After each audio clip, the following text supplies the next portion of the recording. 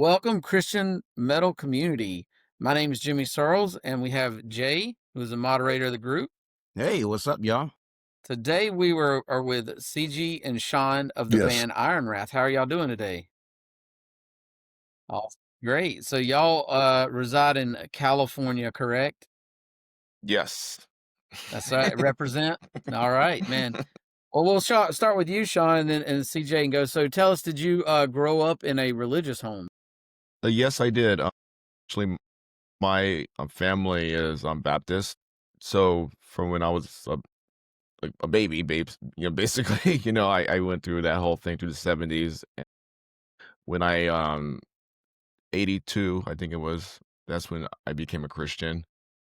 And then Cool. and I started going to Harvest Church, which is right down the street from where we live.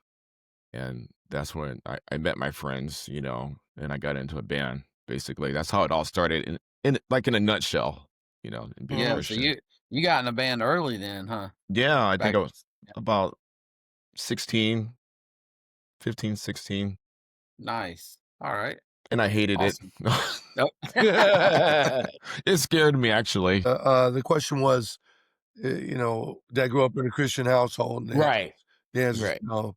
My dad was an alcoholic. My mom was in the Little Green Man, and nobody told me about Jesus till much later on. Um, you know, that's pretty much it. So Yeah. Right. Well, All right. cool. Well, okay. So the next question is, did you all grow up in a musical home? no, didn't grow up in a music home either. And nobody Interesting. played music. So yeah, everything I am now is the opposite of where I came from, which doesn't mean anything. I mean, God, God uses, whoever he chooses for whatever reason. Absolutely. So, yeah. What about you, Sean? Did you grow up in a musical home? Yeah, I don't want to. Yeah, yes, That's funny, bro. yes, that's 100%. Cause my dad, just because of my dad, because my dad was. Okay, cool. So I know you talked about growing up in a Baptist church. Did you go to church? Was there like a lot of music there? Did you grow up playing in church at all? Yeah, yes, my dad did. He was a gospel singer, and then Mhm. he got into secular music as well. Obviously, doing the secular, R&B thing. And I remember growing up, listening to the Temptations and Yeah. all of the cool cats back then, Yeah. And my mother was Good. into Neil Diamond. Oh wow. Okay. Yeah, Well, I've a little heard. different. A little No, different, you, like but spectrums here. Right. But you know what? That is like, I think about like the passing of D'Angelo, which happened, of course, yesterday. And so Hmm. many singers and musicians definitely grew up playing in church and then kind of switched over to R&B. It's like a phenomenon in a lot of ways, but Yeah, I mean it happens for sure. yeah, yeah, Awesome. yeah. So bring us to the time when you two met, and what how did that happen? I can tell a story a little bit, and Sean can tell from his perspective. I'd been saved about 2, 3 months. I was saved before that. I got saved off a track coming out of a Ronnie James Dio concert, high on acid. Wow. Nice. But for about 6 months, so I wasn't around believers. I was around, secular band and just people doing drugs. And it didn't take long for that to pull me in. And I ended up in juvenile hall and all that stuff. Well, I got out. My mom, she didn't want me on drugs. So she wanted me to go to church because she figured that might be a fix. And I was, because I had accepted the Lord, I was all for it. Yeah, I'll go to church, but I didn't have the strength to, walk with Christ. And how could you if you're hanging around nobody that's a Christian? You're not hearing God's word. You're reading it for yourself. And sometimes as a new believer, you need somebody to help dial you in, and some of the scripture didn't make sense. I was going to cut my ear off to, help my grandpa so his ear didn't burn in hell. That's how I interpreted Mark. A little bit off there, just a little bit, but, you know, anyways, so some buddies, I went to Redlands Calvary and I was like, God spoke to me. I'm like, okay, I'm here. And I've never went back since, not to church, but back to living a life apart from Christ. And so some guys in the youth group there saw me and by the time me invite me a youth group, and I was a wild one, man. And they go, "Hey, man, you wanna go see a Christian concert?" I go, "Yeah, man, let's go." And, we went, and it was in Bloomington, not far from where I live or Sean lives, and, it was a band called it was 4 bands, Holy Right, I don't remember the other 3. I remember one, Zealous, and some guy, blonde guy, act like a Viking and crazy, and Wow. and yeah, I come from the second one, so I wasn't, like, really impressed with pretty much any of them. I was just like, "This is cool, I'm God. They're doing it for God, but my God, this is bad," you know? And the whole ride came out, and I wasn't overly impressed with Keith, but I was very, very impressed with Sean, and I was like I remember sitting there, and I told God, I said, if I get in that band, I could do something, that could be a real band right there, and, I think it was and I met Sean after, and we, traded numbers and kept in touch, and I think about 2 months later, I ended up being in Holy Right. That's my Wow. version. No, that's I pretty love cool. it. I was gonna ask if there was another side to this. Yeah, it was really cool because I was like super clear even to this day. 30 plus years later, I remember after we played and we were signing autographs and stuff. That was really big back then. Being Right. like in a Christian band type of thing at that time. I was here comes CG, I'm like, this guy looks cool, had the blonde hair and everything, and I remember he was wearing camouflage, right, Chris? You were I you was don't a band remember? back then, I Oh, don't you know what I lost was him. doing. I remember my shirts didn't Uh, have I thought yeah, ripping my shirts up to little pieces that's was cool, and, he'll I come don't remember back. what I was wearing, man. It was CG's story. Yeah, so when I seen him, he was walking up to me and he had like the blonde hair, and I could tell he did something, he played something, and then he had like the camouflage. I don't know if it was a jumpsuit. I don't know. I forgot what it was. But he goes, "Hey man, awesome guitar playing. You remind me of Randy Rhoads," and that really hit my heart right there because I'm a huge Randy Rhoads fan. Mm. You know, and you guys know that. You guys see me posting stuff about that, and and I go, "Cool, man," and that's when it all started. And I was like, "Oh, it'd be cool to, you know, to jam with them." And sure enough, that came up within a couple months, something like that, or a month. You know. Very cool. So yeah, so I know you all um after you all became friends, what led to you all calling yourselves IronWrath and recording music under that name? And also, just as a piggyback question, what does the name Wrath actually? Well, Let me say that right. What does the name Wrath actually mean? actually, There I you go, mean, CG. when we came up with IronWrath, I mean, we all threw names in a hat. I don't remember all the names, man, but they were a lot of them based on people that influenced us. The reason Iron Wrath stuck, we just that one seemed to stick the best. The meaning behind it, there's 2 words. Everybody always puts it Iron Wrath. It's 1 word, Iron Wrath. Cool. So, but it's 2 words in that 1 word, and the first word is iron. Iron is a metal that's always used for the sake of war, Mm-hmm. and conquering, rule with an iron fist, etcetera, or in Mm-hmm. Daniel, we read about iron. And, wrath is our, disdain for the sin and the tyranny of the world. Mm-hmm. So, putting iron wrath together, is the basic, meaning that, we've come to wage war against the sin and tyranny of the world. Yeah. So, that's Yes. that's that in a nutshell. And that's Right. really So of Iron Wrath too is, we're not here to be cliche. We're not here to, um, I don't know, man, just blend in, make a buck or 2, Right. get a pat on the back. We're here to Mm-hmm. we're here to start a fist fight. that's We're right. Okay. we're here to we're here to try to make straight, the way of the Lord. We're here to, um, call out the tyranny of the world and the sin of the world, which we find in our social and, cultural constructs. And instead of just being a cliche and singing stuff that's just, without a bunch of meaning. We're like exposing the reality of what's going on. And Right. the exposing of it is not for the sake that the answers are in better government or people doing what's right. The exposing of it is for the goal of realizing that without God, Yes, sir. this is what you end up with. So the tyranny we see in the world and the sin of the world is from people rejecting the gospel of Jesus Christ, or have not had the opportunity to hear the gospel of Jesus Christ and that there's a better way. So ultimately, that's what IronWrath's goal is. And with that said, we believe that we hold ourselves to a higher standard um, creatively, and because I think integrity is a big. If you say something and you have integrity, it has a lot more weight than if you just say something.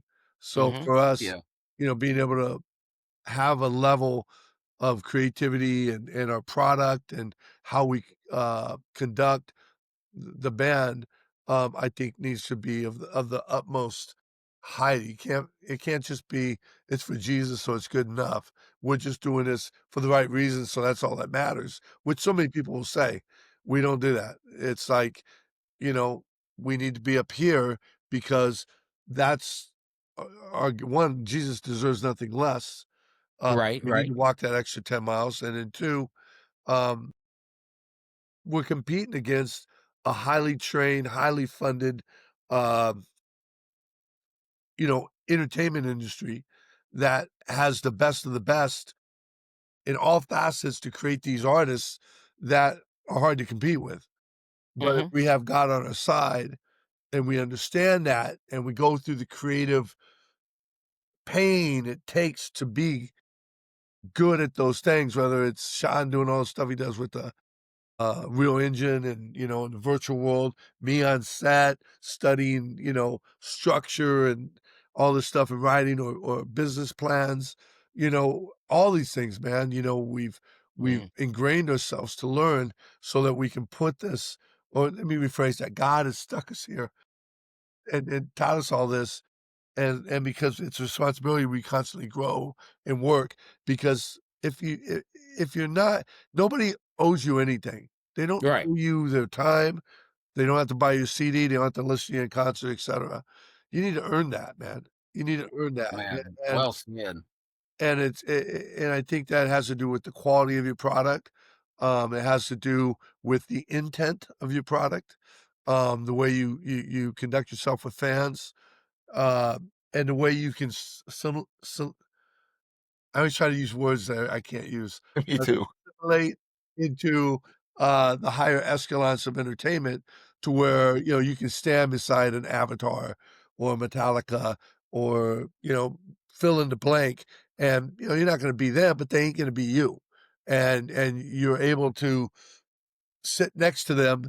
Um, in all the creative spaces so that you have the opportunity now to influence a generation that has been lost and feels like nobody's coming to save them. So Yeah, that's well said. Yeah.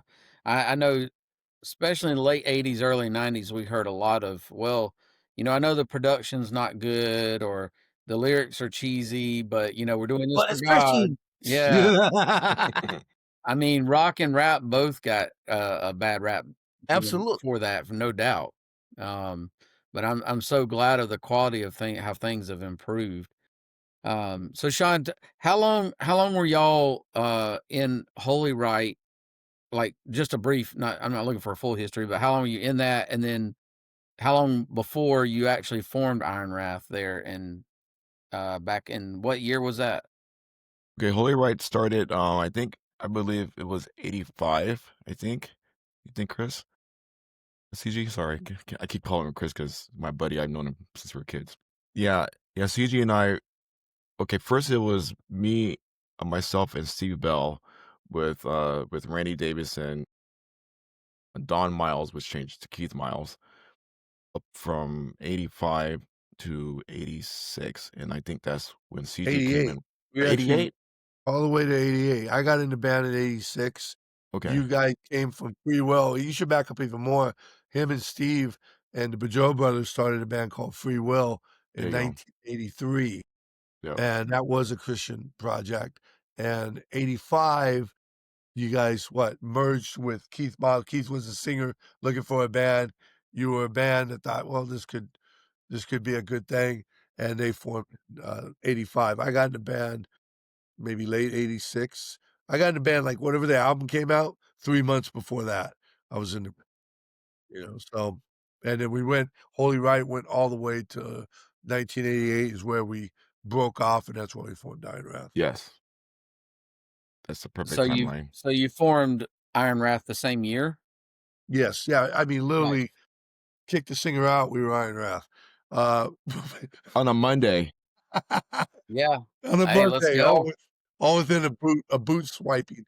Yeah, we didn't have the name, but yeah, we immediately boom. I think a lot the songs, I mean, Sean really wrote all the songs once I got in the project. Um, I don't think I was given vocal duty yet, but I definitely arranged the whole thing. And from a production side, I was that guy. Sean was writing, I was producing. So a lot of songs, I mean, some of the songs that came from Holy Right, God, I'm thinking of one, it's called 1,000 Years, Sean, and Yeah. 1,000 Years ended up being I don't remember what song that ended up being. Whatever song that ended up being, that might be in the IronWrath DNA. But back then, we took a lot of the newer songs that we had written, post CG and Steve and Sean together, and Randy at the time, and put it together and took a lot of those songs and just revamped them. And then we started writing new stuff. And what we knew is that we wanted to be more progressive, and we definitely wanted to be less cliche. Holy Right was pretty straight and harsh, but it was very cliche, very just. I think it's hard to relate to Holy Right. There's nothing to relate to. It's like you da da, you're in sin. You da da. It's like it's like you're talking down to people, Oh, yeah. and there was no foreplay. There was no small Yeah. talk, right? It's Yeah. just you're beating somebody down, but you didn't have the actions to back it.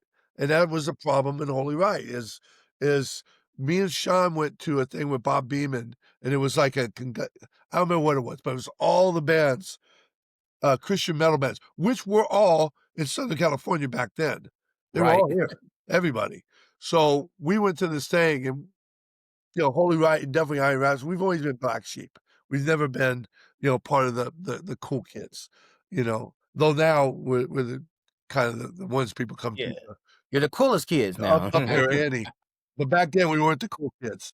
But we went to this thing and a bunch of people came up to us and they said, "Listen, man, why are you in that band?" Oh my gosh. So you and Sean are like the talent, and that singer is just he's a fraud. He's this, he's that. No, no. And I'm not saying anything. I'm just telling you just the Sure. conversation from back then. And I remember leaving there and got really put on my heart. I'm thinking, this Keith is not being accepted, and the words are being shut up before they even can reach somebody. How can Holy Right do anything? How can we be used if everyone thinks we're a joke because of stories and accusations and actions off the stage?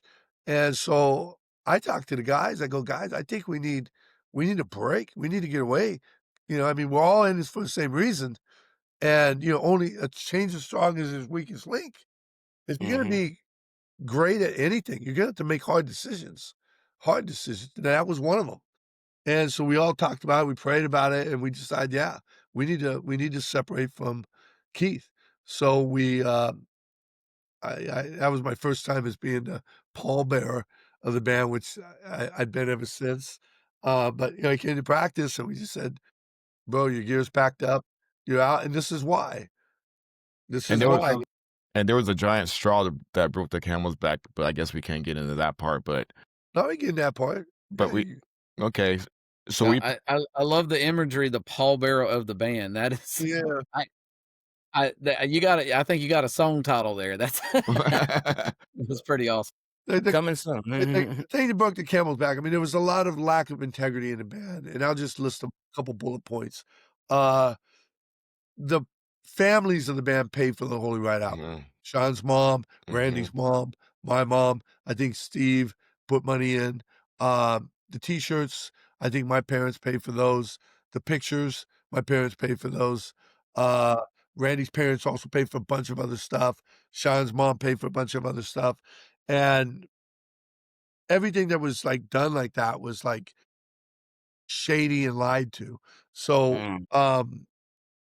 you know, like the pictures, you know, we took those are actually big same person did Poison's album, did And those Dawkins. pictures. Dawkins Yeah. too. Oh, wow. Yeah, yeah. But once they were taken, and remember back then it wasn't digital. You had like 3 rolls. You had 72 pictures to choose from. And they you know, Keith picked them all out, put them on the album, and everyone in the band was like, "That's not the picture I want." But it was like, "Well, you know, I had to rush, I had to blah blah blah." Anyways, you know, you go on my dad our truck, we had a truck with a bed that we used to tour Holy Ride in. We had a bus too at some time, but the engine went bad, and my parents said, "Look, we got an old semi in the yard. If it works, if the engine fits in your vehicle, we'll give it to you." So he came out. He's, "Oh yeah, this is perfect. It's like God sent it here." And great, pull it out. Sure, took it, didn't fit. He took that thing and went and sold it. You Mhm. The thing that Sean made illustration too, we were playing with Daryl Mansfield. Love Daryl, uh, Yeah. out in, Hemet. Yeah, Nice. We were setting up, and we all got there before Keith. We had everything set up, everything ready to go, and they came and gave us a check. And back then, the Holy Ride, I don't think we ever got paid anything. Not from Regency Records, not from a gig. If we did, we didn't know about it. You know, back then we were kids and we're just happy to play. yeah, so many But stories like that. For Keith sure. or Steve got the check and he put it in his pocket. Well, Keith showed up and found out Steve had the check, and Steve said, Keith said, "You need to give it to me." And Steve's like, "We'll discuss this after the gig. You know, we're a band. This is band money. Let's get through the gig and we'll have a discussion about it." And Keith's like, "No, you're gonna give me that check or I walk right now." Blah, blah, blah, blah, blah. And it ended up in a full-blown yelling, screaming match. And I left Wow. the room and I found Daryl. I said, "Hey, Daryl, man, my band's fighting right now, man. Can you pray for us, dude?" And he's like, "Yeah, man." And we prayed and we got through the gig. I guess Steve gave me the check, got through the gig. But that was a big tale of, I think, everybody in the band that really was like, As a "This group. ain't working." But Mhm. for me, it was more that conference, which I think was really close to that gig. And it's just if nobody if nobody's gonna listen to your words, then you know, and you're the spokesperson of the band, and you're not that good on top of it, front man or singing, you know? I mean, he's Mhm. probably a good promoter, like doing the Hez festivals and stuff like that, but, yeah, it's just, which we got cut from. We got cut from his festival too. IronWrath was supposed to play his festival too. They waited till the day of and Yep. said, "Nah, you're not playing." Yep.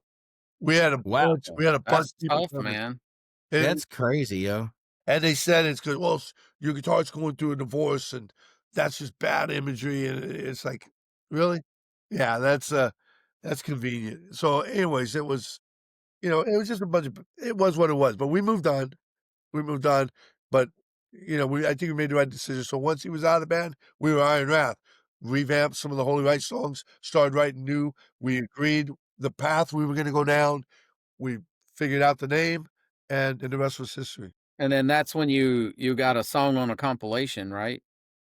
That's a wild story 'cause, we actually me and Sean dug out a bunch of old It stuff. I seems think it like y'all actually are just full of wild stories. Right. so the we knew we needed to get a demo to go forward, and back then we were paying money, it was pay to play, and we were shelling out so much money on these gigs, we were playing quite a bit. Yeah. And high rap, we really wanted to play secular. We wanted to go out and reach people that didn't know Christ. So we weren't playing Mhm. churches anymore like Holy Right. We were playing clubs, and nobody was doing that. We were doing it, and we knew we needed a demo. And like I said, I as much as me and Sean might be the guys now, back then we were greener than green. Had no clue of any of, not business, not production, not anything. Nothing So for me. we found a recording studio in Fontana where I live, and I thought it was a 16 track, but I guess it was only 8. And we did a demo we called it Circle of Iron, and it was 4 songs. Off there was some like competition in a magazine, and I don't remember if we sent The Stranger in or what, but something got sent in and it got on that album. The Stranger and that whole album mirrors Solitary, which is a great song. That song should have been on there. And Crossroads. That was and it had concepts in between. The like where we are now, if you go back then, IronWrath was still IronWrath. It was still subliminal and down the rabbit hole. We just didn't have the slick branding we have now. But you could tell the gears were turning. And we got on Regency Records, but that demo, it was nothing more than a demo. It was not an EP. It was not meant to see the light of day. It was meant to get us gigs, to get us a record deal, so we could go in and work with the producer and do the music for real. That was the goal of that thing. So I mean, that song was like 9 minutes long. My drumming was like, the tempo's all over the place. That's okay. We won't tell anybody. It's all right. Well, I'll give you guys a little secret. Nobody's ever brought this up, but if you listen to IronWrath, Master Storyteller, when the song ends, I'm alive, you'll hear a radio come on. And it goes to different, and you hear, yeah! You'll hear a scream in there. And part of that radio frequency, that's from The Stranger. That's actually buried in Master Storyteller. I've never said that before. So. No, he's never. I'm impressed. I like like it. We're making history right here. Yeah, right, exactly. It's right. It's the right time that he's telling you guys this for sure. Yo, so there's actually, I would say there's like 4 maybe questions that I have about what you all have done. So I'll start with musical direction. What influenced the musical direction that you all have taken with your music? And what would you even describe it as? I'll start and I'll pass it to Sean. Me and Sean both talked about, originally the project we're in right now was just we were going to redo an album from the past. That's it. Put an album out. That's all. I was busy in a solo project, very successful one. Sean had stuff going on, but God pulled all that away and stuck us here for a reason. So once we realized that calling, we talked about it. It's like, it doesn't make sense for us to do a nostalgic album because nobody knows who IronWrath is. And if you do, it's based on one album or one song that was a demo, and Holy Right doesn't represent IronWrath, never has. Right. So yeah, totally different. It's like, we don't have to do that. So, like Striper has to sound like Striper, we don't have to. So I said, let's really, revamp stuff. Let's write some new songs. Let's do let's not hinder ourselves with the 30 years of knowledge as composers and all this that we have now, much less the music style has changed. And Sean was very ingrained in today's music, the sound, the approach, and this and that. Me, I came at more from a production standpoint and kind of reverse engineered a lot of the concepts like vocals, what makes a modern day vocal. I understand trends because I'm in film. I understand what that means. What if you do something this way feels like that, a certain decade. So what makes the modern stuff modern? So I really reverse engineered, really got my hands on it, understood it. Sean was already in touch with what today was musically. And so we just kind of, and my drumming's always been its own entity. I've never, I've always been this percussion, tribal, multicultural drummer that is just grabbing from more of a world standpoint drumming wise than any particular genre, much less not even just a US palette, So my drumming was never anything. It's kind of, it's its own thing. but Sean really readapted music to something more modern, which I loved and I'm grateful for, and I learned a lot through that. And so that was the basic genesis of it. Sean, you can take it from there. Cool. Cool. Yeah. I mean, that's everything CG was saying, 1000%. When I left, no, actually during like the IronWrath thing, when we did our last show at Not Scary Farm in '97, I was already into listening to a lot of modern music that started like in the early '90s, and I had to adapt because I come from like the '80s, shred stuff. Um, so the only thing that I was able to hold on to in the '90s was Dream Theater, and of course, Oh yeah. and then there's a couple other bands and artists. So I was holding on to that, and then the early 2000s got into Linkin Park, Sure. and all of those we all know those bands, Korn, all those bands. So after when I got done, well, during like the Hour 11 stuff, which is like the Seven Dust era, you know, that world of metal, and Slipknot a little bit, we got approached in 2016. Becker, Olaf. We all have a hard time saying it. Bless his Olaf. Olaf. He's very Olaf. active in our group. Yeah. Yeah, yeah. So he took the carrot, and he dangled it in front of us to bring back the music.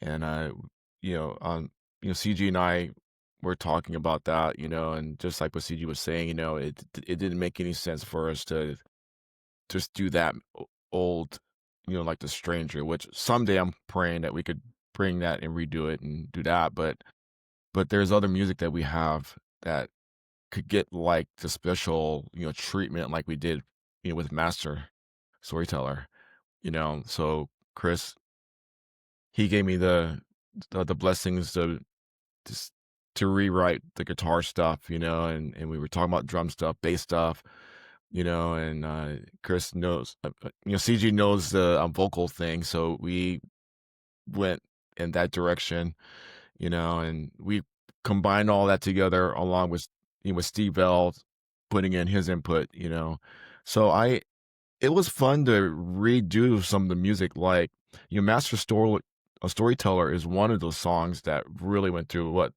CG It like three was or four.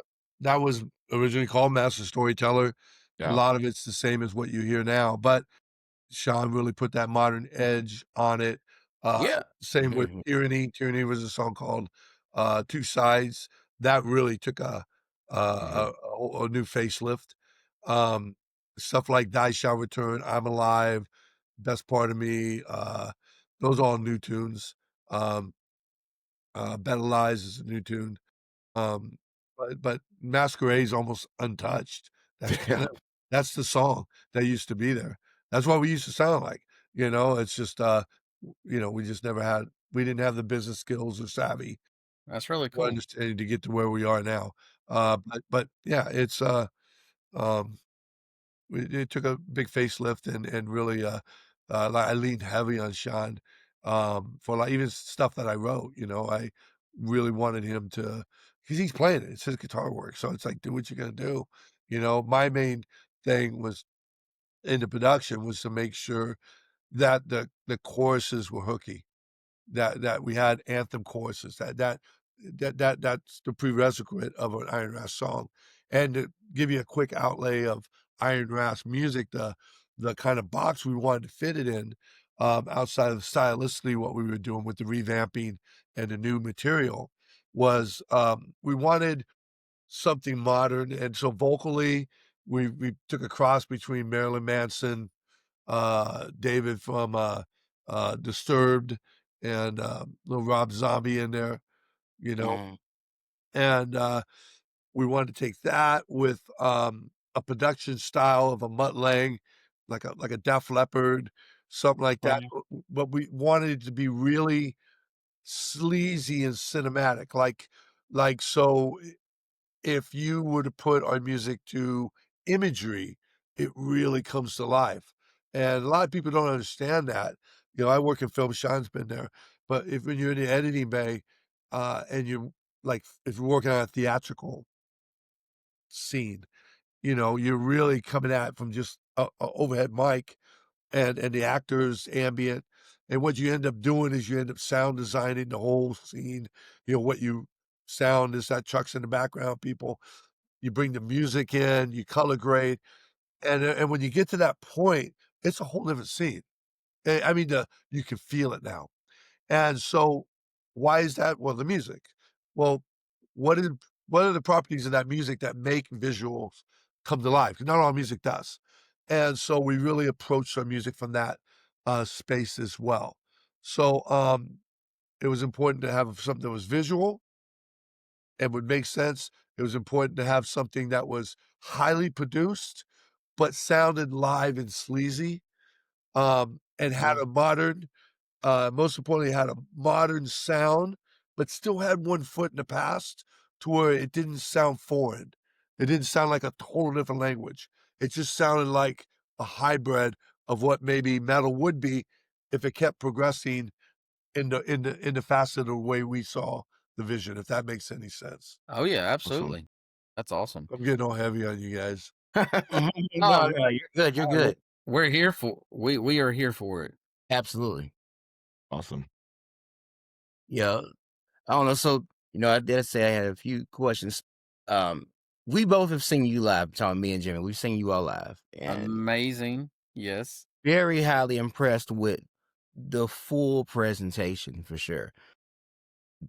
The next question is definitely about the presentation, and of course, I was saying before we started, I'm like, you have to be like a technological genius to be an IronWrath or something like that. Like that's probably their criteria, you know. But there is definitely a huge visual component to what you all do. So which one of you all is responsible for that the most, and what also? Okay, well, there's that, and also, what inspired you all to make that such a heavy part of the music? And you know what? Actually, as a note, before I have you answer that, we were talking about Cell Dweller earlier, Circle of Dust. Like he does that a lot too. That's the first time I saw something like that was with them. When I saw them live, and now I see you all live. We saw you at Immortal Fest, and like I said, we were blown away. Jimmy and I, we talked about you all for quite a while. So, Bless you guys. yeah, let's talk about this visual component. You know, I keep it simple. There's a great documentary called Kisstory. It's about Kiss, and Okay. I'm not the biggest Kiss fan, but business-wise, they're geniuses, and I really appreciate everything they've done. They deserve everything they've done. So there's no slide in it. You won't find me listening to them. That's pretty much it. Although I like a lot of their songs. So, but this documentary is probably one of the best documentaries that I've ever seen. And what's really interesting, the first half hour of it, as what is Kiss? Who is Kiss? Where is Kiss? You know, what do we look like? What do we sound like? How do we move? What is our branding? They would ask themselves all these questions and they would check those boxes. And I think a lot of bands don't do that. IronWrath, we do that. We look at every aspect of everything we could possibly think of that would matter to a fan and go, what is this? How can we best serve the fan in this area? Or how can we best create the realm of Iron Wrath, you know, in that area? So that's one thing that is a philosophy of Iron Wrath that we do that helps us get to that level. Two, um, the world has changed. I'm a guy that really has a lot of knowledge in this space. I was very fortunate to start freelancing back in 97 after Iron Wrath, and I became a working percussionist and Mm-mm. studying with different people. And in 2001, I think I got in a band called Benessi, and Benessi within the next 4 or 5 years would end up getting signed with Doc McGee, and we had a big enough following we could book a 2,000 seat venue and sell it out on our own. And we would, bring flamenco dancers and Cirque du Soleil people, and we would Mhm. create this Nice. show. And with Doc McGee, we put out a DVD called or PBS special called Nights of Fire, and I was doing a lot of producing in the band and writing some stuff for the DVD, but he just once we blew up, his head went boop, and I didn't need it. And God, in the meantime, had took me with all the stuff I had learned, said, "It's time for you to be an artist." Instead of producing other people, writing for film scores, and arranging drums for everyone else, it's time for you to be the guy to do it. So I'm giving you this background to lay something out. What I learned in my solo project, and I started where I was doing my own shows and more like 800 people, and I would sell it out. And I would hire a whole band, and I put film. Always wanted to introduce film. That's how I got into film. I was composer for film and became a film director as I was working with John Madulovic, uh, producer of Ray Donovan, Californication, X-Men 2, stuff like that. Yeah. And what I noticed with my solo project, as I started being able to branch out of California into different spaces, that I could sell out 1,000, 1,500 seats, and nobody knew my music and nobody knew who I was. Why is that? When the industry is built on your music and your songs and who's in the band, and that's what you're selling, and you have to put 1,000 butts in the seats at $40 a pop, which brings in 40 grand to say, hey, we want 10 grand, right? I'm getting paid 30 grand Yep. Yep. and I'm selling the place out. Nobody even knows who I am. Why is that? Well, the reason why is because we were bringing a show, and we were bringing a show to a promoter, which wasn't banking his house on making, this concert successful. You're in a casino, man. They care less about the money. That's why, not even why you're playing. You're playing for the optics of the casino. So when I understood that, I'm like, oh, I think this is the future of how the infrastructure works without radio and without MTV. Um, and so when God pulled me out of that, a very successful solo career, and which I had no desire of walking away from, to put me in IronWrath, which I was reluctant to do, but he did a Jonah trip on me. And I started, and once, that light bulb went off, okay, God wants us to do something here. I started realizing, well, how can I take that idea that has been forged into me that I've learned throughout the years and do it in IronWrath, because IronWrath's heavy metal. IronWrath is, Christian, we're Yes. pushing a message. How does this work? It's not a show. It's hard to pitch that. And so it took me about 6 months praying about it, just thinking about, how can I make this work? How can I make it? And finally, God showed me a music odyssey, like Roger Waters, but his is more interactive with theatrics.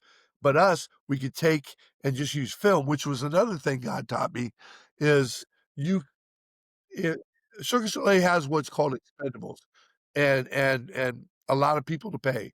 That takes up Yes, definitely. lot of their operating costs. So if they bring in 1.1 million in a week Right. outside of merch, they're spending 800,000 to keep the They lights on. making it back too. So, That's the but thing. if you get rid of the expendables, would be like CO2, confetti, things that, people blow fire or smoke in there.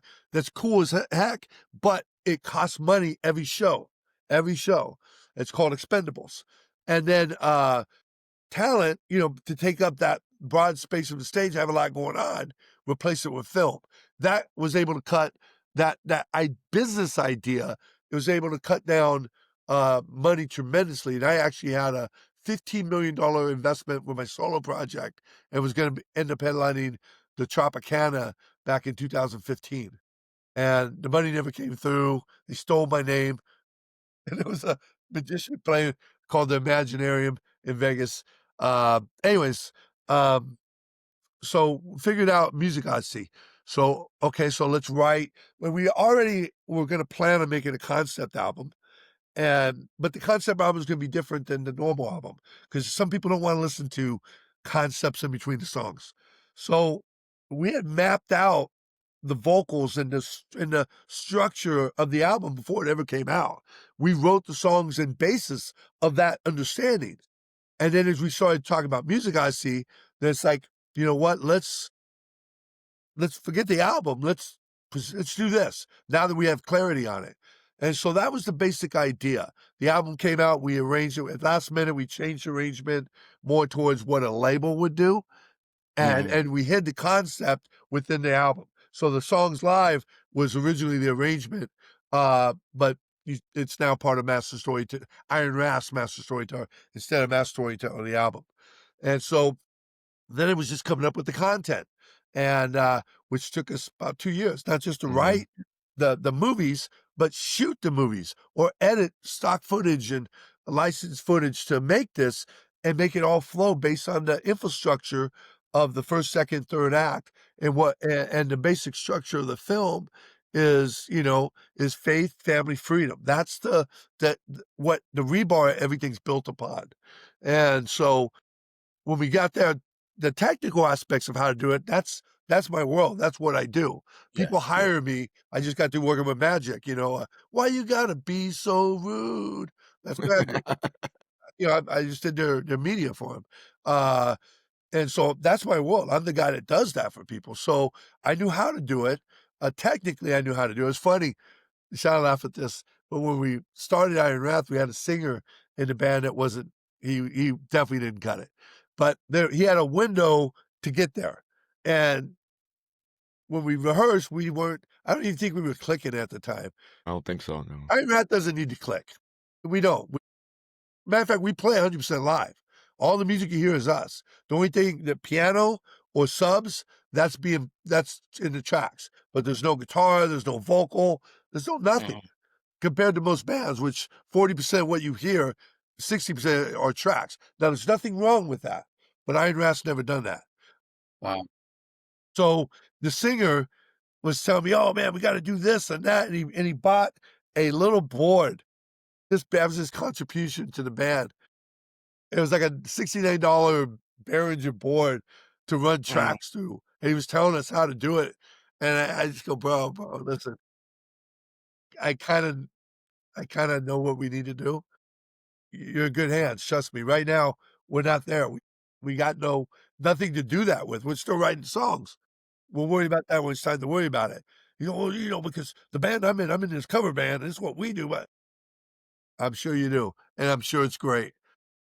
Just take a breath. Let's get there's phases to IronWrath.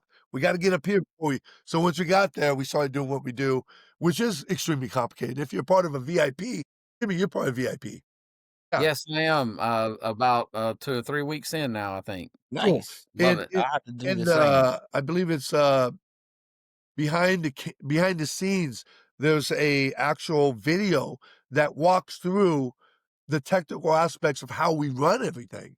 So that's in the VIP, which is, if you're a tech junkie, you can find out how we do that.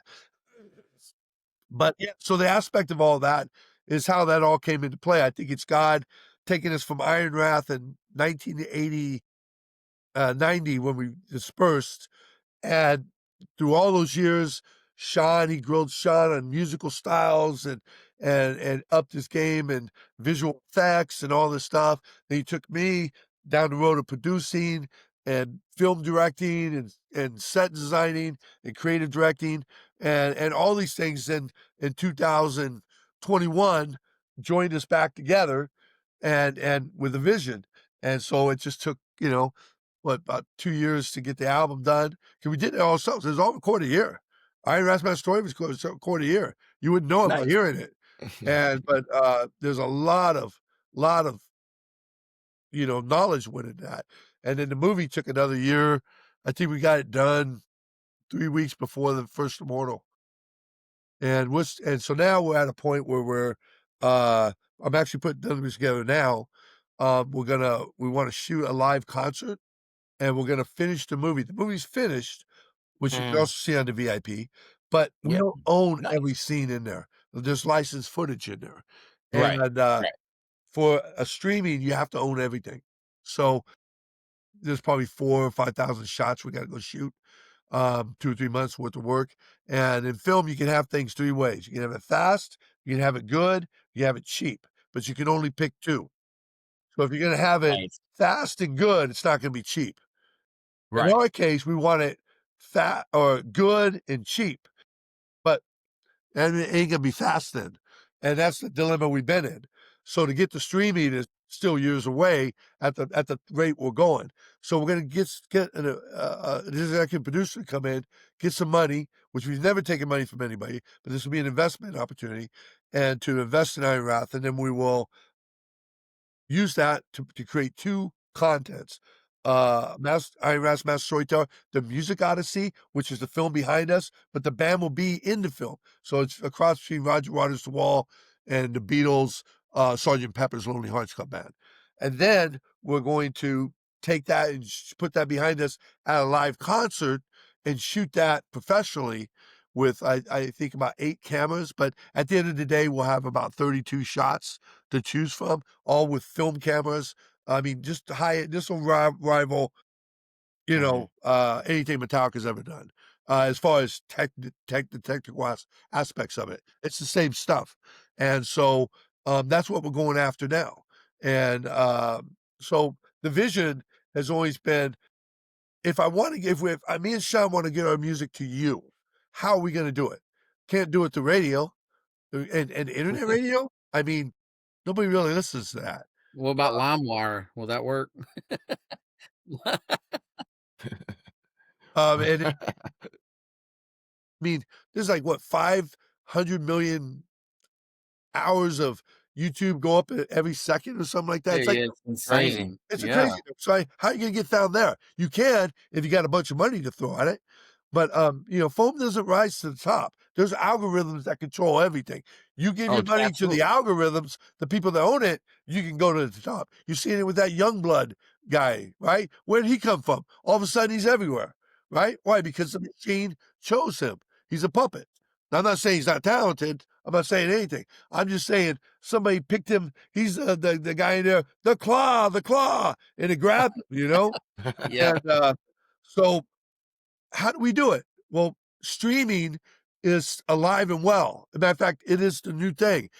The ABCs and the companies that own them, that's what they're trying to do. The HBO Max. Paramount is now buying HBO. It's doing Wow. it. So for us, if we can create content that could be streaming, now we're in a place that we can expose what we're doing in a way that's unique, that's experience based, that's also a show. So now when we go to, you know, try to play someplace, we're not going to a metal festival going, hey, can we be one of your bands? And oh, sure, we'll give you $2,000 while you spend $6,000 to get here, and we'll give you a 45-minute set, someone else's drum set with no screens. Instead, why don't we go to mega churches that have big budgets of entertainment that bring in special opportunities? This would be a great evangelistic tool. Bring that in, where we're getting paid. I mean, I was getting 27 grand, 30 grand for my solo project. So, it's a different world. So we've Yeah. created A whole different IronWrath is not just a creative force. We've created a different business model, a different path to survive in today's post-apocalyptic music industry. That's a long answer, but there's a lot in No, it. that makes That's sense, yeah. yeah, I was gonna say that definitely reminds me of like obviously I haven't had like a visual component to what I've done so far, but that's coming soon, Lord willing. But the part about, what you just said about like going to mega churches instead of going the festival route. Um, like I've done the festival route, but I would say you know, a lot of what I've done has definitely been from working with mega churches. So I can relate to that heavily, not necessarily as a band, but as one of those artists that plays for everybody else, basically. Yeah, I've seen you yet. I definitely see that you know. see that for sure. Yeah, for sure. And it's cool. It's been interesting, just meeting, I guess, all kind of people from all walks of life. But mega churches definitely have the budget to do stuff. I think in today's world to survive, I mean, to be successful is you need 3 things. You need to be a band, of course, and everybody's a band. You Yep. need to be a brand. Now that's where Yes. we lose a lot of people. And third, Yes. you need to be a business. You Yes. I have to love talk business, that. you have to understand business, you understand your worth, what it makes sense, and who you're talking to. And that's where we Right. lose almost everybody. 'Cause No, I know, right? Yeah, that's really interesting. Yeah, that is But very it's true. so true.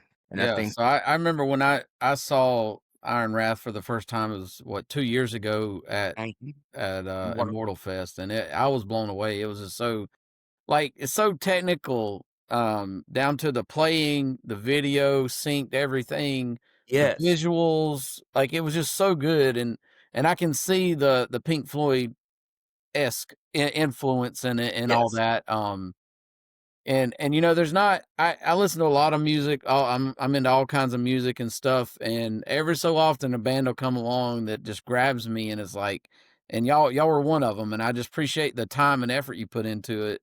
You know, Mhm. I hadn't really gotten into a new band until about 2 years ago. Witch Hazel. I don't know if y'all have heard of them. They're out of the UK. They're heavy, like a Black Sabbath influence. I love that style.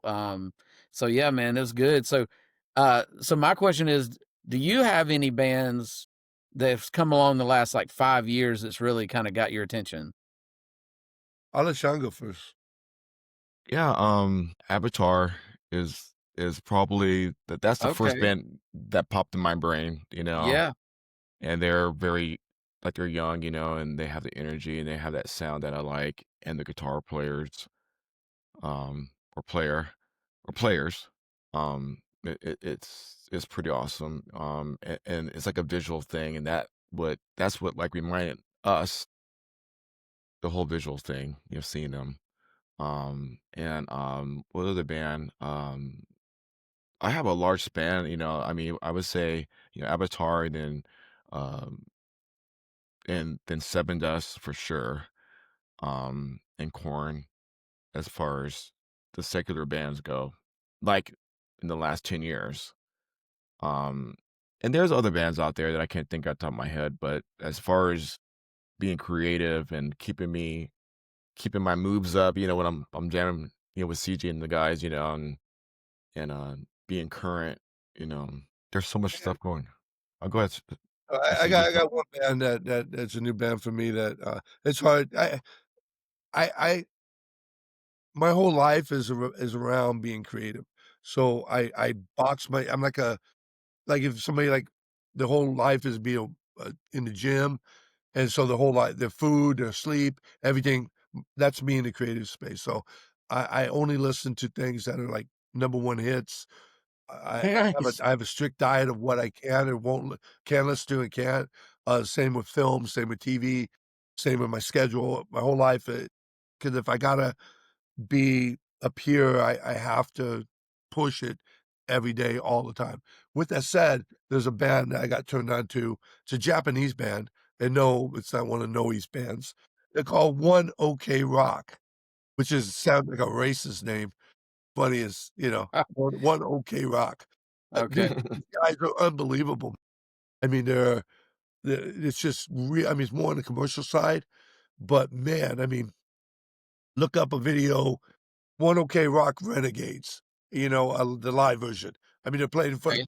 90,000 people with a 60-foot Nice. high screen. I mean, they're really good. They're really good.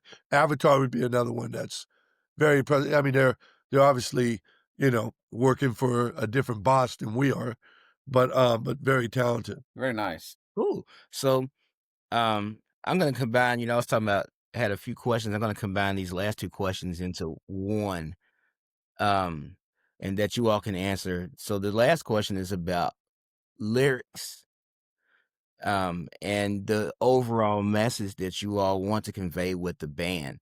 But also there's a song, and I wanna make sure that I have the title right, and I'm not sure if it's called Hero, but whatever that title is, and then you all had this really, you know, big visual uh presentation for with a Legends never bunch. die.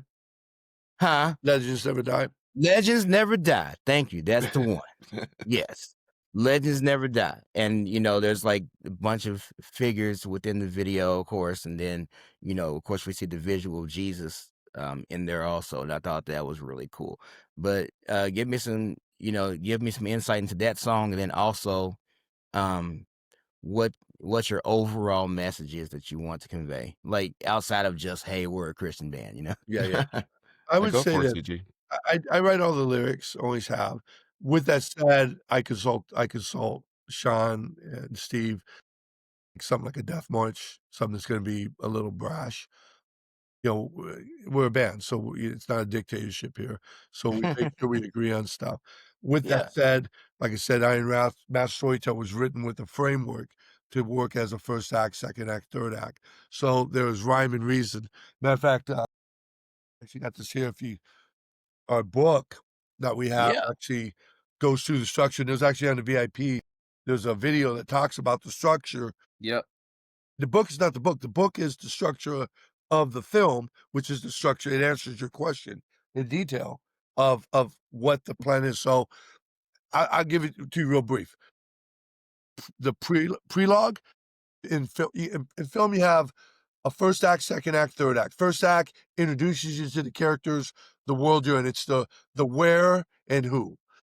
And it introduces the plot, the intention and obstacle. In other words, what you want, what the protagonists want is, and what the obstacle keeping them from there. All movies are built on that. The second act is where you develop the plot, uh, and personally how it affects our protagonists and what the stakes are.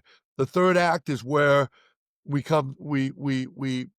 raise the stakes and come to a resolution, and then we bookend it with a prelogue and an epilogue. A prelogue is, prologue is a basic introduction to things. Like if you watch Lord of the Rings, we're talking Right. the One Ring, and that's the prologue. And our prologue is in a world, where wrong is right, left right. You need somebody to guide you to, words of truth, from this world of wonderland of lies to a realm of reality. And so that prologue goes from the intro movie to Master Storyteller. Master Storyteller is the premise of where we're going, that there's a master storyteller that works within the hearts of mankind. Our first story starts, the first act starts at Bed of Lies and goes to the end of Masquerade. And that is truths and deceptions. So what that does is a dichotomy of Jesus is coming again. The government has Yes. Bed of Lies. You don't have true freedom without the Son. Um, uh, it, wearing a mask to impress the mass is going to be a hell of a price to pay. So it sets up the truth and deception, where we are, what's the stage, what's going on, what are the stakes a little bit. We move from that to with a transition fill or no coming in with a guitar solo called Mystic Water, which is not on um, the album, but being like kind of an architect in this, I would be foolish to not have Sean play as much as possible. So, because I'm one of his biggest fans. So That's giving a him a big fan. keyboard type state to let him do what he does and create imagery behind it was really cool. But from there, what we get is second act, which is the journey. So it's really more personal, our lives and how the bittersweet things of life and how they affect us.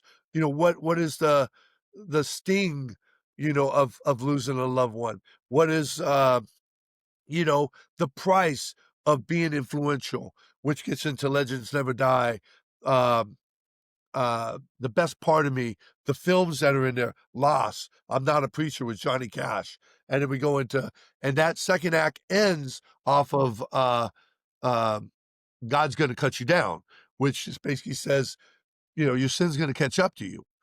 Exactly. Yes. So now we enter into the third act, which is take a stand. And that starts with tyranny and one, the idea of fighting for something that matters, talking about a relationship, and people that mean something to you. That could be whatever. In the video, we use the military to make the point.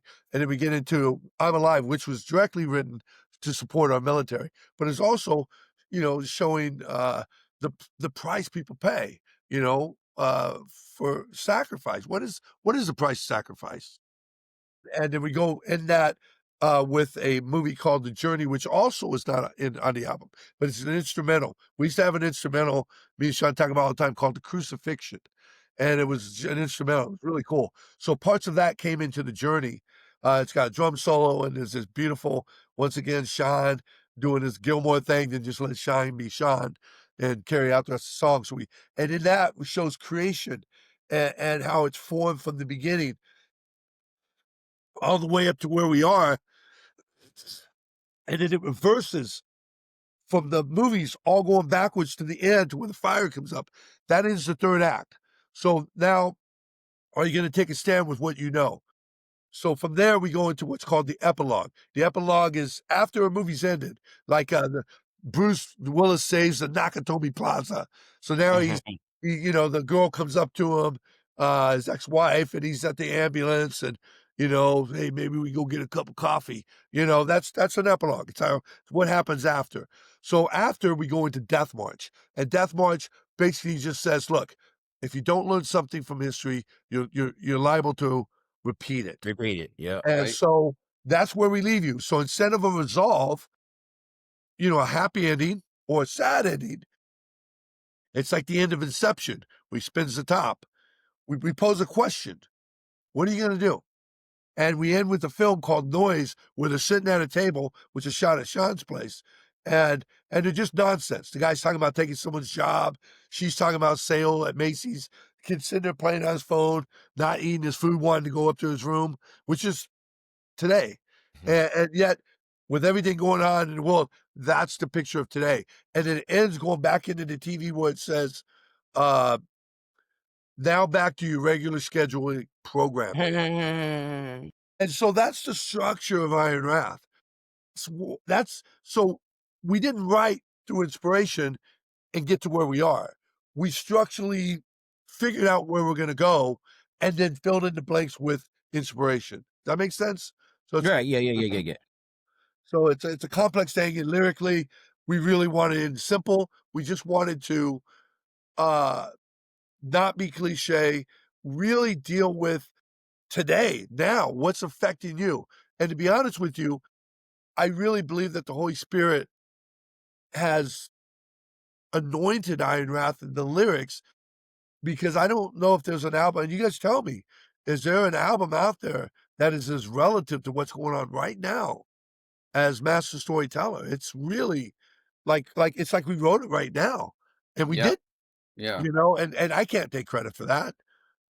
Steve might, but it's God. God did Yeah. that. God Sure. did that within the lyrics. Yeah, for sure.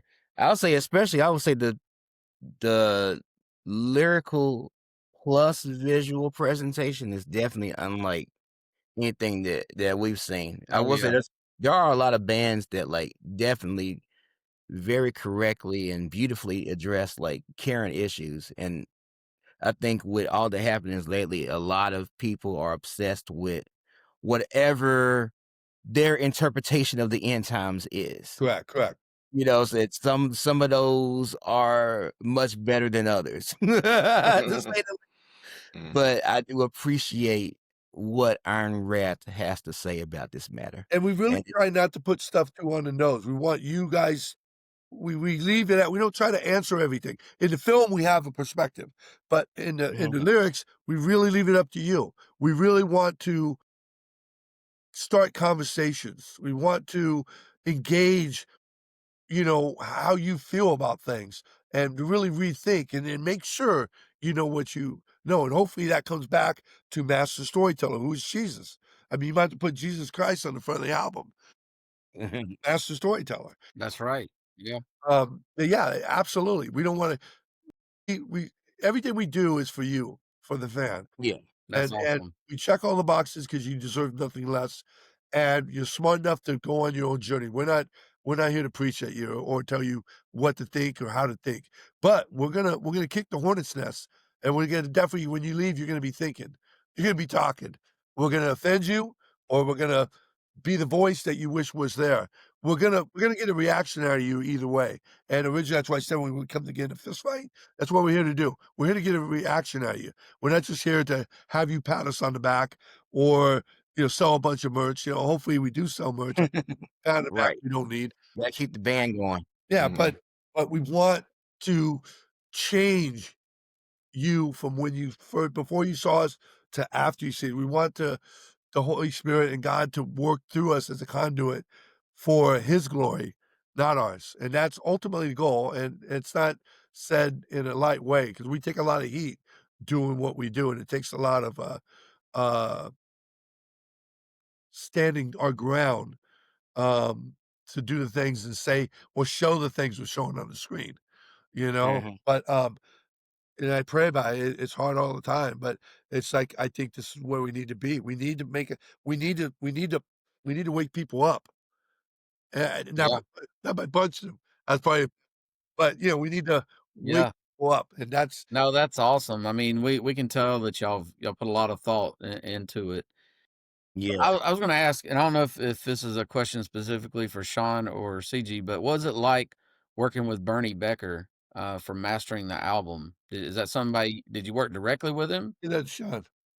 Yes, You know, actually, I'll tell you my little short story on that because it's amazing that okay, for CG to know that guy, it's like a full circle because okay, remember when I told you guys that that my mother is into Neil Diamond? Yes. That's all I could think about when I was growing up because I heard that every day. So when we went to Bernie's studio and he's the guy for Neil Diamond, he's been with him for 30 plus years, almost 50. 50 years. Yeah, And Nice. there's pictures with him with Neil Diamond. And that's all I could think about when I was there with him. Wow. So I was very happy to be there. And he's so awesome, and he loved the band. He's in a whole different spectrum, but he loves he loves music. So he understood how much work that CG and I and Steve and everybody that put their time into that album, how much That's we amazing. so yeah, but he's a real sweetheart, Christian. I was I forgot how I got turned on to him, but I've been friends with him for 15 years, 20 years. I'll tell you a funny story. We were getting ready for the album. I told the guys, and this was the first time being in like this level mastering studio. There's very few guys at the level of Bernie. There was a couple, Bob Ludwig, I forgot his last name, out in New York. There's a couple guys, but these are the guys. And so we're getting excited. And the album was really mixed. I produced it, but mixing, Mhm. I relied so much on Sean, and Steve was big in just Sean's got an ear for frequency and levels and it was just we all poured our heart into that mix and worked so hard on it and took our time to get it right. So when we're done, Mhm. Sean's like excited. He's like, so he's scouring the web on how we need to master it. And so he's sending me these things. And these YouTubers going, well, we use this program. I go, dude, y- you'll see. I did. I got a guy. Just trust me. He's like, well, I trust you, but I'm just saying. And I go, no, I get it, but you'll see. So we go there, and it's the same place. They just that same year they won uh, uh, a Grammy for Harry Styles' album Oh, mastering. okay. So he takes us to his personal room that's set up with Okay. $100,000 speakers. Now that sounds like I'm making that up. No, they were two speakers that cost $100,000. Each room of the four suites had those speakers in them, along with probably close to $1 million worth of manly gear. And it's a whole different trip. It's like a space station. It's not, and you're in a room that's been designed and tuned, so everything you hear is exactly what is you're hearing. It's not a room can have a bass deficiency or it can have a trouble. So what you hear may sound right in this room, but once you get it to the car or listen to it on headphones, it's got a different inflection because that's a different place. That's why mastering is so important. That and also have uh a something that lines up so the whole album sounds one. But I was excited, and I'm not trashing on Sean, but I was excited because I knew he didn't know what he was gonna get to see. No clue. I was taking him to Disneyland for the first time. So I was stoked. So I'm like, "You'll see. Thanks for the trust. You'll see." And he was excited when he found out working Neil Diamond. And so we get there, and I think Sean got the most fun out of it because his ears are so in tune and in that Wow. room. And when you listen to stuff, and it's such a treat when you listen to stuff on speakers like that.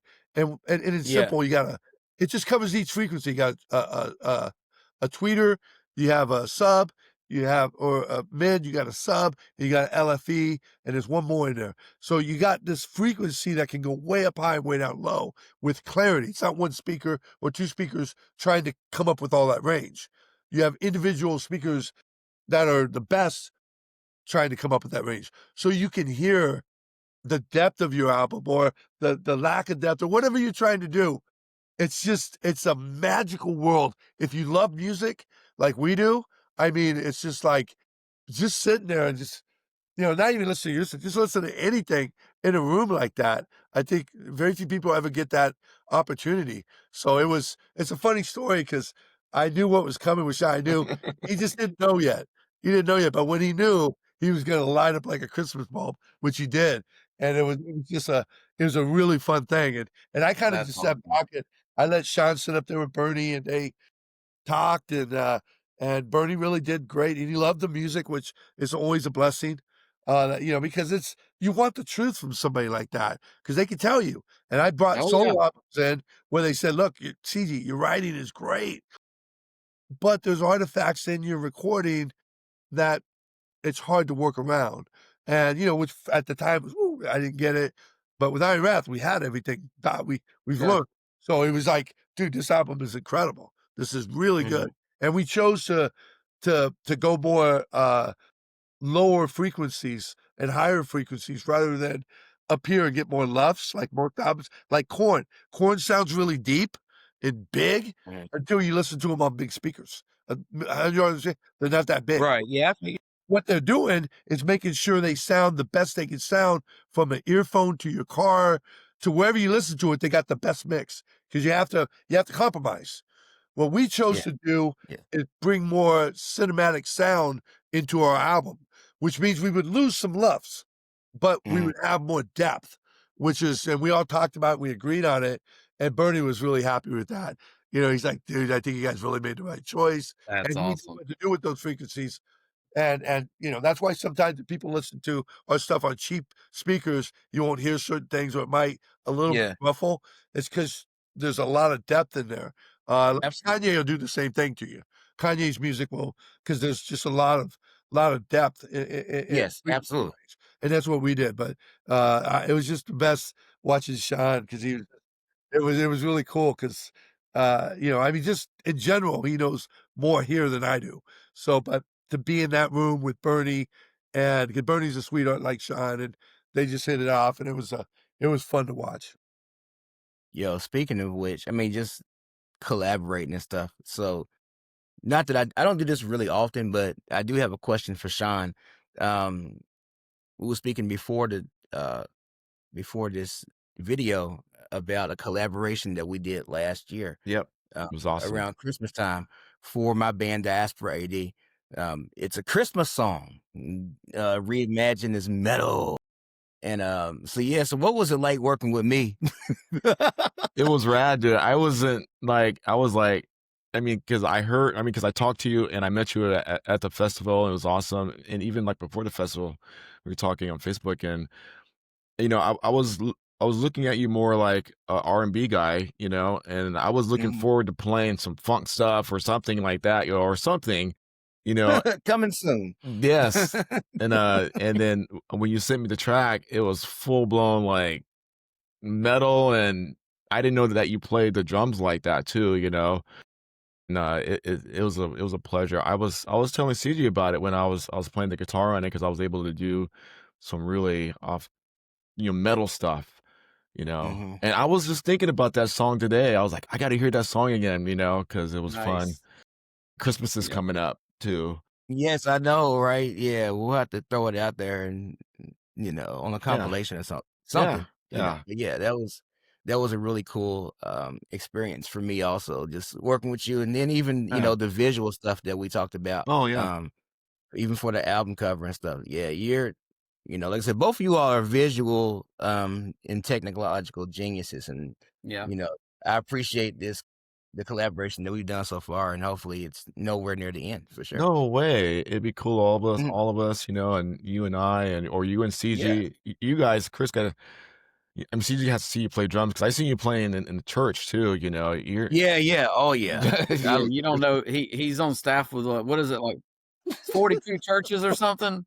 I can't I'm at 3 3 churches, churches okay. on a regular basis, and then I'm a sub for another church, like, for Sunday afternoons if they need, a board player or something. So But he's yes, always playing a wedding or a funeral or something. yeah, it's pretty wild. It's a beautiful thing because, I can say yes or no and kinda make whatever hours I want to. So that just like all of us, which is really cool, Mhm. Yeah. um, to have that kind of freedom, for sure. But yeah, I like piano. I do so much piano playing and, obviously drumming too, but yeah, when, Everything.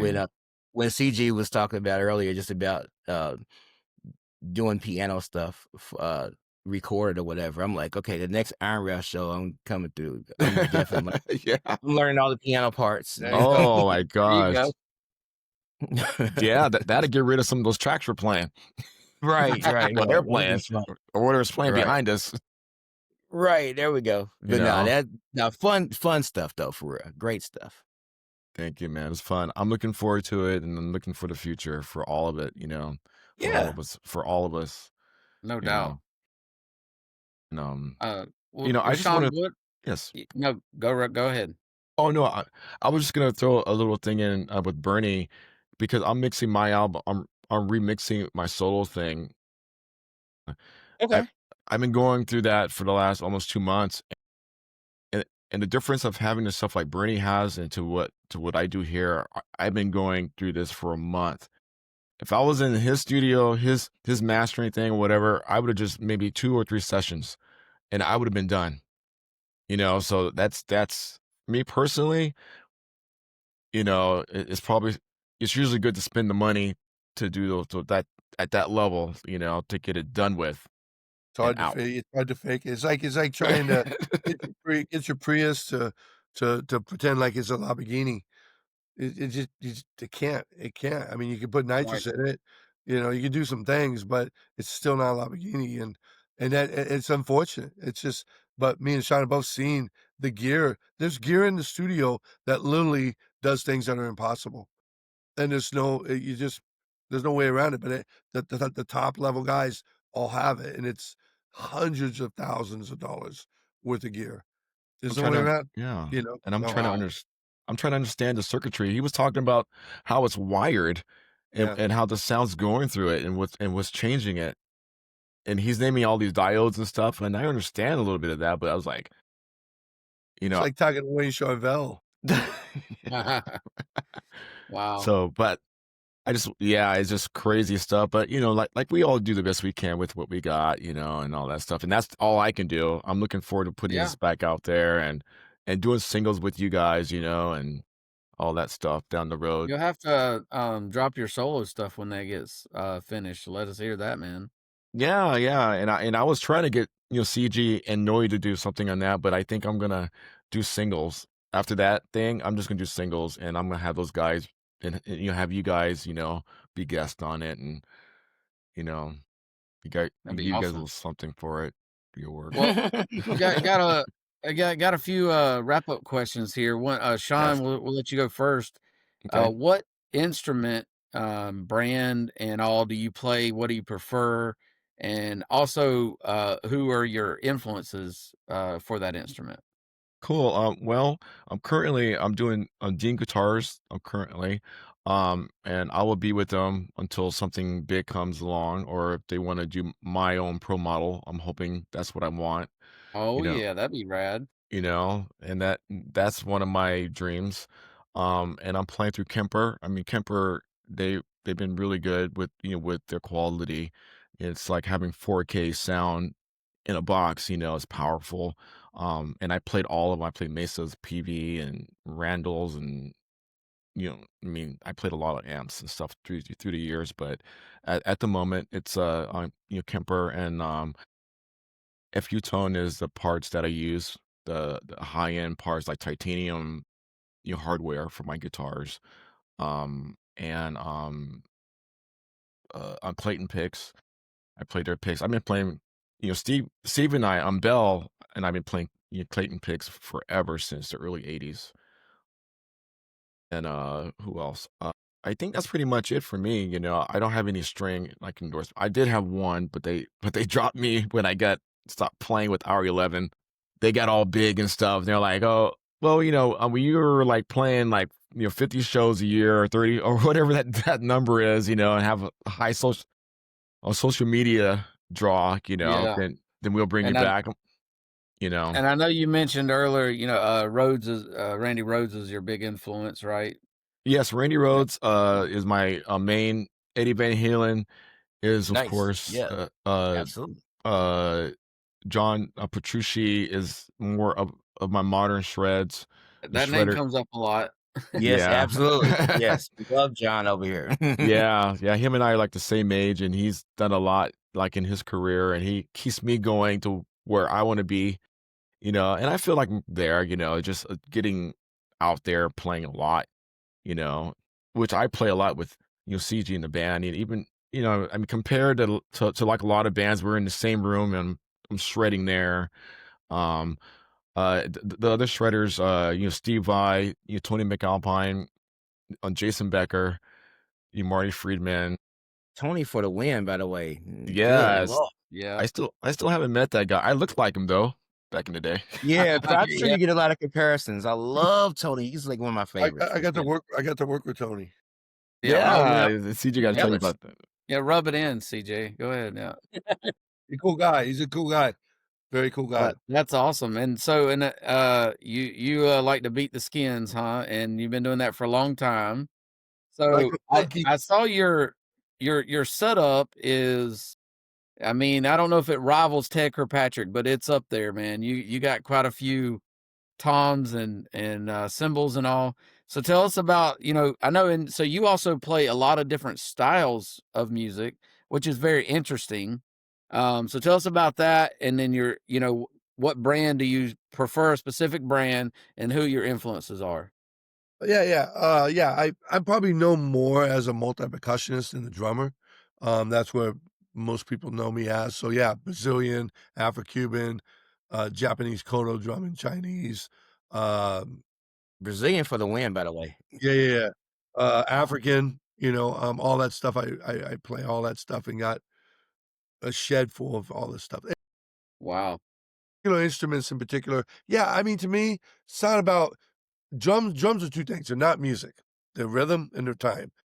Oh, whatever you can do to make that happen is good for you. I just find I like more colors in my crayon box. You're not going to make a 13-inch tom sound like an 8, and if I want to cut out of the music, I have that. I have my drums for everything's got a specific reason and rhyme to it. With that said, Paiste, I've been endorsed with Paiste 25 years now. I play the Signature series. I'm very fortunate. I have some black Paiste signatures with red writing on them that they made. They made for me. I'm the only one that has them. It was me and Joey Jordison, the only one to have those, and they are actually on my kit. That's Uh, brilliant. Yeah, so now it's just you since Joey's dead. Sorry. Okay. Right. The rack system hardware is Gibraltar. I've been with them for about 20 years. Bryant, my boy out there, takes good care of me, both percussion and drum set wise. Heads Remo. I'm playing the color tone right now. All emperors on the top. I'm keeping emperors on the bottom too. I used to have a thinner on the bottom, but the red color tone, they sound fantastic with a power controlled power stroke on the snare with some tape on the bottom. Little Alex Van Halen stuff going on there. All right. All right. Drumsticks, I got Vic Firth. I've been with Vic Firth for 20 years. And I got my own line of sticks with them. Oh, cool. Well, cool. I I can pick got up something. what else am I playing? Drums with PDP. I'm not endorsed for PDP. I mean, I call it, I get the endorsement deal. It is what it is. But but yeah, so I'm playing the drums right now, like it a lot. And Remo also percussion-wise, g bass gong is a Brazilian surdo, and then I also have, and it was made for me, and then, my djembe, that's a 14-inch, a Mondo or Infinity Mondo with the, n new skin heads, not new skin, the, Skin Deep, which are the bomb, man.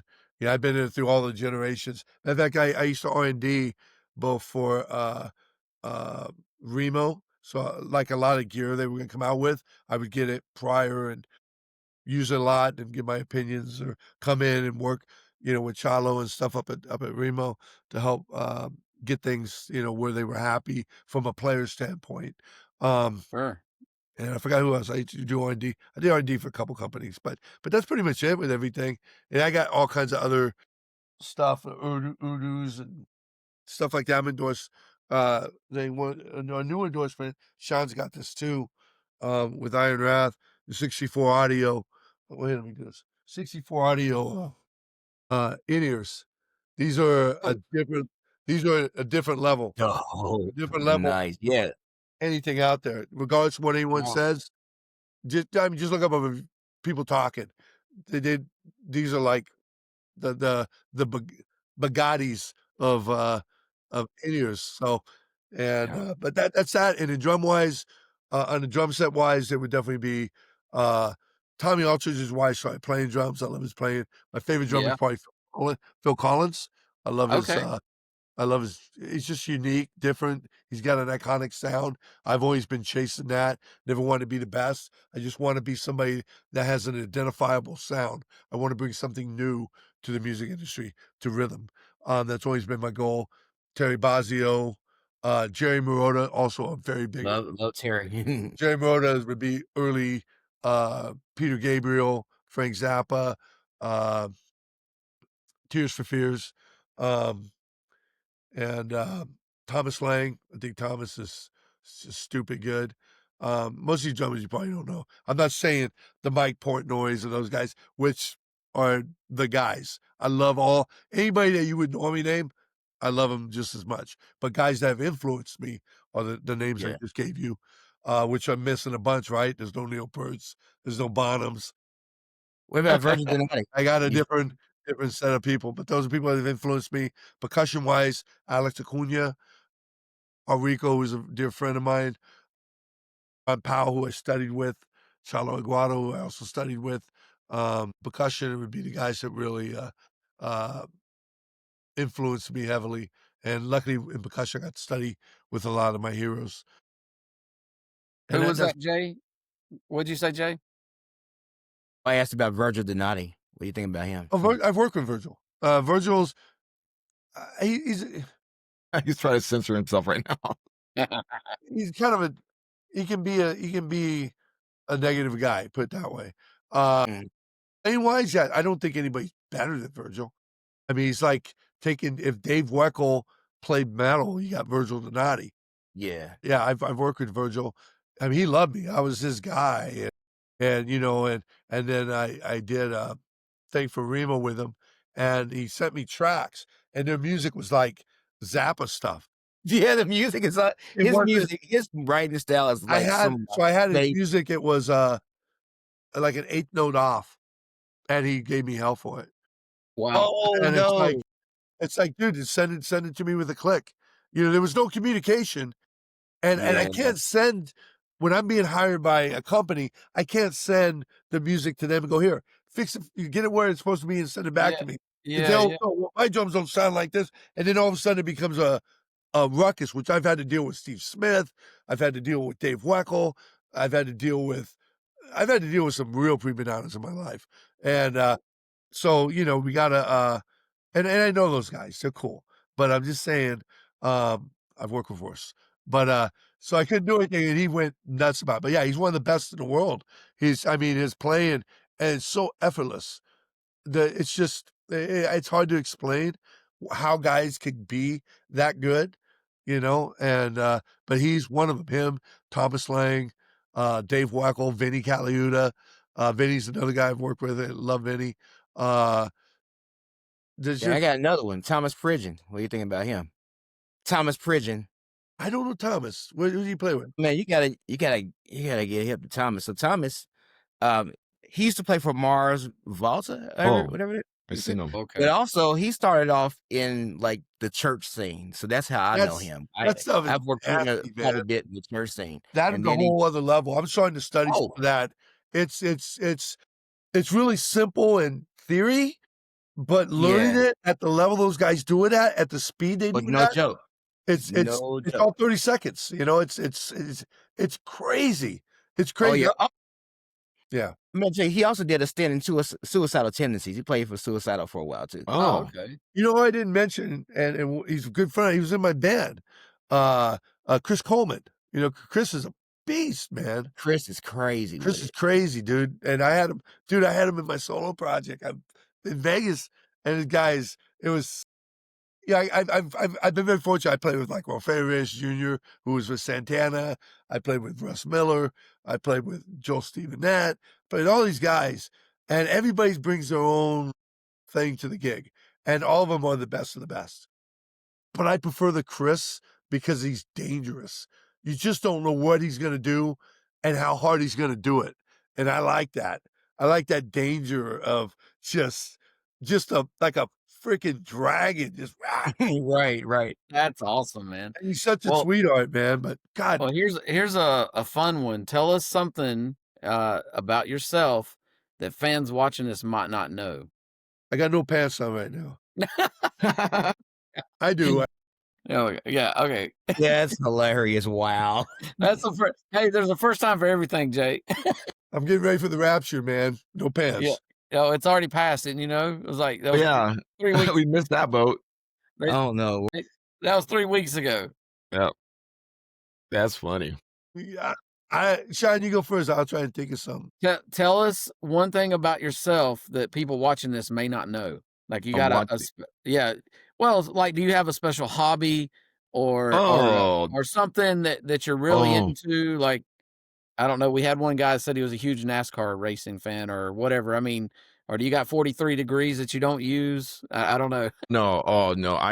Well, I mean, just to make my thing quick, I'm huge into aviation, so I love Cool. airplanes. So that's why you see this little light thing right here. I don't take it off because I have it taped there, but I have that there so I could do my flight simulators. I love fighter jets. Oh, I love that's the cool. yeah, and every time that I move my head, I can look in the outside the cockpit and bogies and stuff. So and I fly the RC airplane thing, RC jets. I got 3 of those that are Yeah. back there that I need to get back into, but I'm so focused with work and with music. How fast do those RC planes go? Too fast. Well, it's so fast that your eyes can't really keep up with it Oh my sometimes. God. At full throttle, yeah, at full. I'd seen one doing like almost 300 miles an hour. That's like a No way. 4 feet long, tail to nose, whatever, and I was tripping out. I never seen anything that fast. And it wasn't like a sport jet. Sport jets are things that are not real. They're like experimental. This was it was a F-16, a scale jet doing almost 300 miles an hour. Which, I mean, scale speed, that's, it's 5 Mach 6. That's exactly. insane. Yeah. So our eyes, when you're tracking and you're flying, like with the controller, Yeah. you're tracking, you're thinking what you're going to do before you're going to actually do it. Okay. I don't fly that fast. I'll probably doing tops, maybe 150, 200 knots, but these guys are going so fast. Like my eyes are trying to keep up with it and it's doing this, with my eyeballs. So I'm like, that's whatever. But yeah, Yeah. it's pretty Let me tell you What? intense That's One time, really John, cool. Have you taken any flight classes? to fly like the actual airplane. Right. No, but for my drone, I had to do the part on 107 to pass Yeah. that test. Get your license. Yeah, that's cool. Yeah, yeah, and that's like the entry level to start flying. So they have stuff to fly an actual plane. But I have friends that fly that let me take the controls, and Oh. I won't land it or take off Yeah. because Yeah, you'll get yeah, yeah. serious crap. No, that's So very cool, man. That's awesome. yeah, that's my thing, and golf right now, and I got things that keep me busy when I'm not doing music. Yeah, yeah. Awesome. I was All gonna right. say the only thing Sean flies fast is drones before we go on a shoot. I'm really like I'm like the guy with the checklist and everything, and for some reason, I didn't get enough sleep, and I wanted to. What's that saying that you write checks that your body can't cash or whatever? We were Everybody was shooting at one. Oh, that's from French. Yeah. Yeah. so we were getting ready for a shoot, and I was going to do some drone shots that day, and I had everybody was there that was going to be a part of it, and I was going fast at Chris, CG's house, and there was a tree, like a palm tree, that I wasn't paying attention to because I thought I had a little bit more space, and I smacked it. It killed it. I never crashed like Oh, that in my life. man. Yeah. See, I would do that every time, so. I mean, I didn't even have time for the alarm because those things have like, sensors around it to let you know, or it'll just stop. But I was going fast enough to where it didn't even have time because of the leaves. I didn't have enough time to see Yeah, that. yeah. But they gave me like a brand new drone after that for free, which is Well, amazing. that's nice. That's nice. You see this Yeah. podcast, they're gonna sue you. Get back. Yeah. So yeah, and let me add to that. CG is super talented. I let him fly the drone. Like if you watch on Tyranny, when I'm playing the guitar, that's CG flying it, and I gave him a 5-minute crash course on it. Wow, that's Yeah, impressive. dang it. Just to be clear, I'm not flying the drone. I'm just using it like a dolly. Yeah, he's doing dolly. Like this, up, down, forward. Yeah, that. I Okay. love it. Oh yeah, he flies the drone. I do dolly work. Yeah, it's all fun. Cool. But yeah, there's like a lot of stuff that we probably like the second or third episode. There's other things that we talk about, but we have we got 2 albums worth, right? CG, you think worth of material too? We could tell you guys later Yeah, if that comes up. we have a lot of material for sure. We're looking forward to it. I mean, content's building up, right? We're just trying to get Master Storyteller out and working, man. Once we can get the project working, which now we've kind of taken everything into our own hands, where we do have management, but we're kind of working to manage. I'm making the calls, and I got a team, and You we're have just doing to, it ourselves. you have to manage the manager these days. We need to Right. we can't sit around anymore. We can't sit around. And so we gotta get stuff going. And so we're pushing and shoving. So that's what's on the plate right now. But as soon as we get that rolling, we're gonna need, we got music. It's just we'll look at everything and then but I think once if we can build this right, then the next thing we do will be very similar. Well, It that's won't be that's gonna give the fans something to really look forward to. So what Oh, yeah, boy, that's a whole nother episode. So what so what's it's your turn, CG, on that, what's something about you? man, all I do is work, bro. All I do is work. I work on IronWrath. I work on stuff. I'm always trying to get things going, or I practice. I'm very scheduled of what I do, so I don't really have anything I do outside of work. I hang out with the wife when I'm at work. I hang out with the wife. I love watching TV. I mean, do you have, like, a favorite show? Can you juggle? No, Like, I can't do anything, man. yeah, I can't do anything. There you go. What's your favorite show? That's a You good do show. have favorite shows. shows. Yeah, I got favorite shows. I talk movies and shows all day long. Favorite show of the last 2-3 years is probably Severance. Oh, I have not seen that one. Apple Okay. TV. It's inventive, just crazy storyline, really well set up, well directed, great acting. Christopher Walken's in it, John Turturro, Adam Scott. It's just so different. I got one that I think if you haven't seen this, I think you would your video, your movie, it is similar. It reminds me of this. It's called Myth of Man. Have you seen this movie? No. Dude, it came out, it's been out maybe 2 years, and I mean, they call it a silent film, but technically there's no dialogue because there is sound in it. So it's really creative and inventive for this time to bring out a movie like that, but it's a steampunk movie, and I just man, my friend turned me on to that, and I'm like, it just really makes you think about like trying to figure out what's going on and all this stuff. It's very interesting. So And I it's think called you would what? probably enjoy that. I love stuff like that. I love visual. I mean, Christopher Nolan's my guy. I love James Cameron, David Fincher, Tarantino. I mean, those guys that really, knock my socks off. I think Matt Reeves is really good at what he does. Spielberg, of course. I love Spielberg. Um, I really get, I watch a lot of that, study a lot of that. Most when I'm watching movies, that's what I'm doing is I'm studying, I'm looking at everything. And if it's really good, then I'm just watching the movie. I'm being a kid. And I love that. I love cinema. It's just I love everything about it. It's the best way. It's I don't think there's a way to tell a story better than cinema. And because it includes everything. Art direction, music, acting, theatrics, cinematography, sound design, on and on it goes. And that's one thing with IronWrath, which is really cool to be able to utilize the power of cinema within a music concert gives us an edge with your emotions than You most. really draw the audience in too with it, you know? But I got a lot of animals, man. Like it's like Noah's Ark over here. I got Okay. two bunny rabbits, a crow, a mourning dove, two dogs, and a cat. And Well, I so mean, we've had some guests on here that have, like, homestead farms, and they got goats and all, but I can honestly say it's I the first want a time mini goat, somebody. dude. I Huh? want a mini goat A mini goat? Okay. enclosed. Well, this is the first time anybody's ever said they have a crow, so that's new. It wasn't our choice. My wife brought him. When like animals get wounded, if we find them, we'll try to nurse them back to health and send them on their way. Done that several times. She found two crows. One of them died. The other, we nursed them back to health. Took about 2 months, and we let them go. And I had a place in the garage where I would work, and we put him in a tree out there, and he wouldn't leave for 2 weeks. He kept coming in. I kept looking down. He got Wow. my feet. So finally, we go. Well, he's not going anywhere. So we got him a cage. He's been there like almost 12 years now.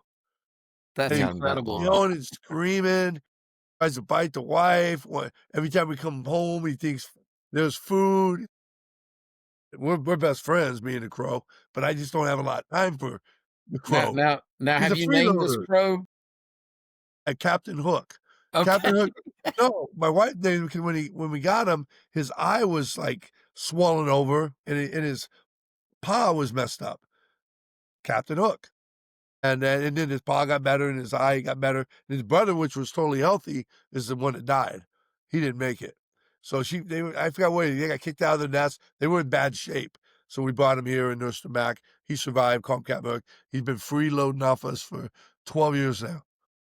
It's crazy. He's a And he's freeloader, loud. loud, noisy, Loud. crazy, man. But he's good. But we're buddies. We're Yeah, good. he's awesome. I was like, Smart. you know, Crazy yes, smart. yes. When I first went to their house after years of not being there, what probably 20, what 16 or something there, and I hear this sound like that can't be what I'm thinking what it is, and sure enough, that was a freaking crow. Wow. Real crow. Real crow. He's cool, man. He's He's cool. awesome though. Black, Black crow, yeah. Don't be long. racist. Don't be racist here. I He's a never seen a crow. white crow. He matters. Right, that's that part. How about that? Somebody needs to protest. That's it. We're Protest the doing a God about that. protest. Yeah, there we go. Scarecrows. That's Yeah, that's so there's nothing interesting about me, man. I work. I work. And you own a crow. And I own a crow. yeah. See, But owning a crow. I'm sorry, CG. Owning a crow is like owning a goat. mini goat, I want a mini goat, dude. God. I want one of those things, man. Man, yeah, they are cute. No, everything's cool. Me and the wife hang when we can. I used to watch UFC a lot. I like that. But I avoid sports like the plague because I get really invested, and that takes away time to do things I need to do, and so I can't. Understood. I just get involved, and so I gotta stay. I mean, some of these projects I push, and Sean too. I mean, I'll be pushing, 8, 19, 20 hours, for this magic thing. I mean, I had till Monday to get this done for Vegas, and I've still got to get the stuff to them, and because they're playing, I think Friday, 2 days. It's like so deadlines are tough now. So I just try to utilize if I got spare time, I spend it creatively, and then if I wanna just, like, chill, I'll do some artwork. But, there's so much to do. I mean, with the branding of IronWrath, on the social medias, making the calls for IronWrath, me and him are gonna practice, we're practicing tonight, uh, and then working on my own practice to make sure I can, you know, not only play, but excel at what I do. And then I work teaching drums, um, and then, outside that, I'm always getting film work and stuff like that, or some kind of creative, like if take a band and rebrand them. And then you got a bunch of people that want to talk to me about that don't have any money. It's like, yeah, man, we want to do this. I said, great. What's the Oh, I budget? know how that Oh, man, Hey, goes. if you do it all for right. the Lord, it don't cost nothing, brother. Exactly. Man, So listen. Yes. I get it. I get Yeah, it. I tell people if you really believe in what you do, you'll be the first to invest in your own project. It's just I money know don't that's grow on right. trees, Oh, man, that's good advice right there. Yeah. Yep. I think So I gotta have a short list for sure at this point of people that I take, work with, what I'm saying, and then anybody else is still word of mouth because you just yeah, can't trust people.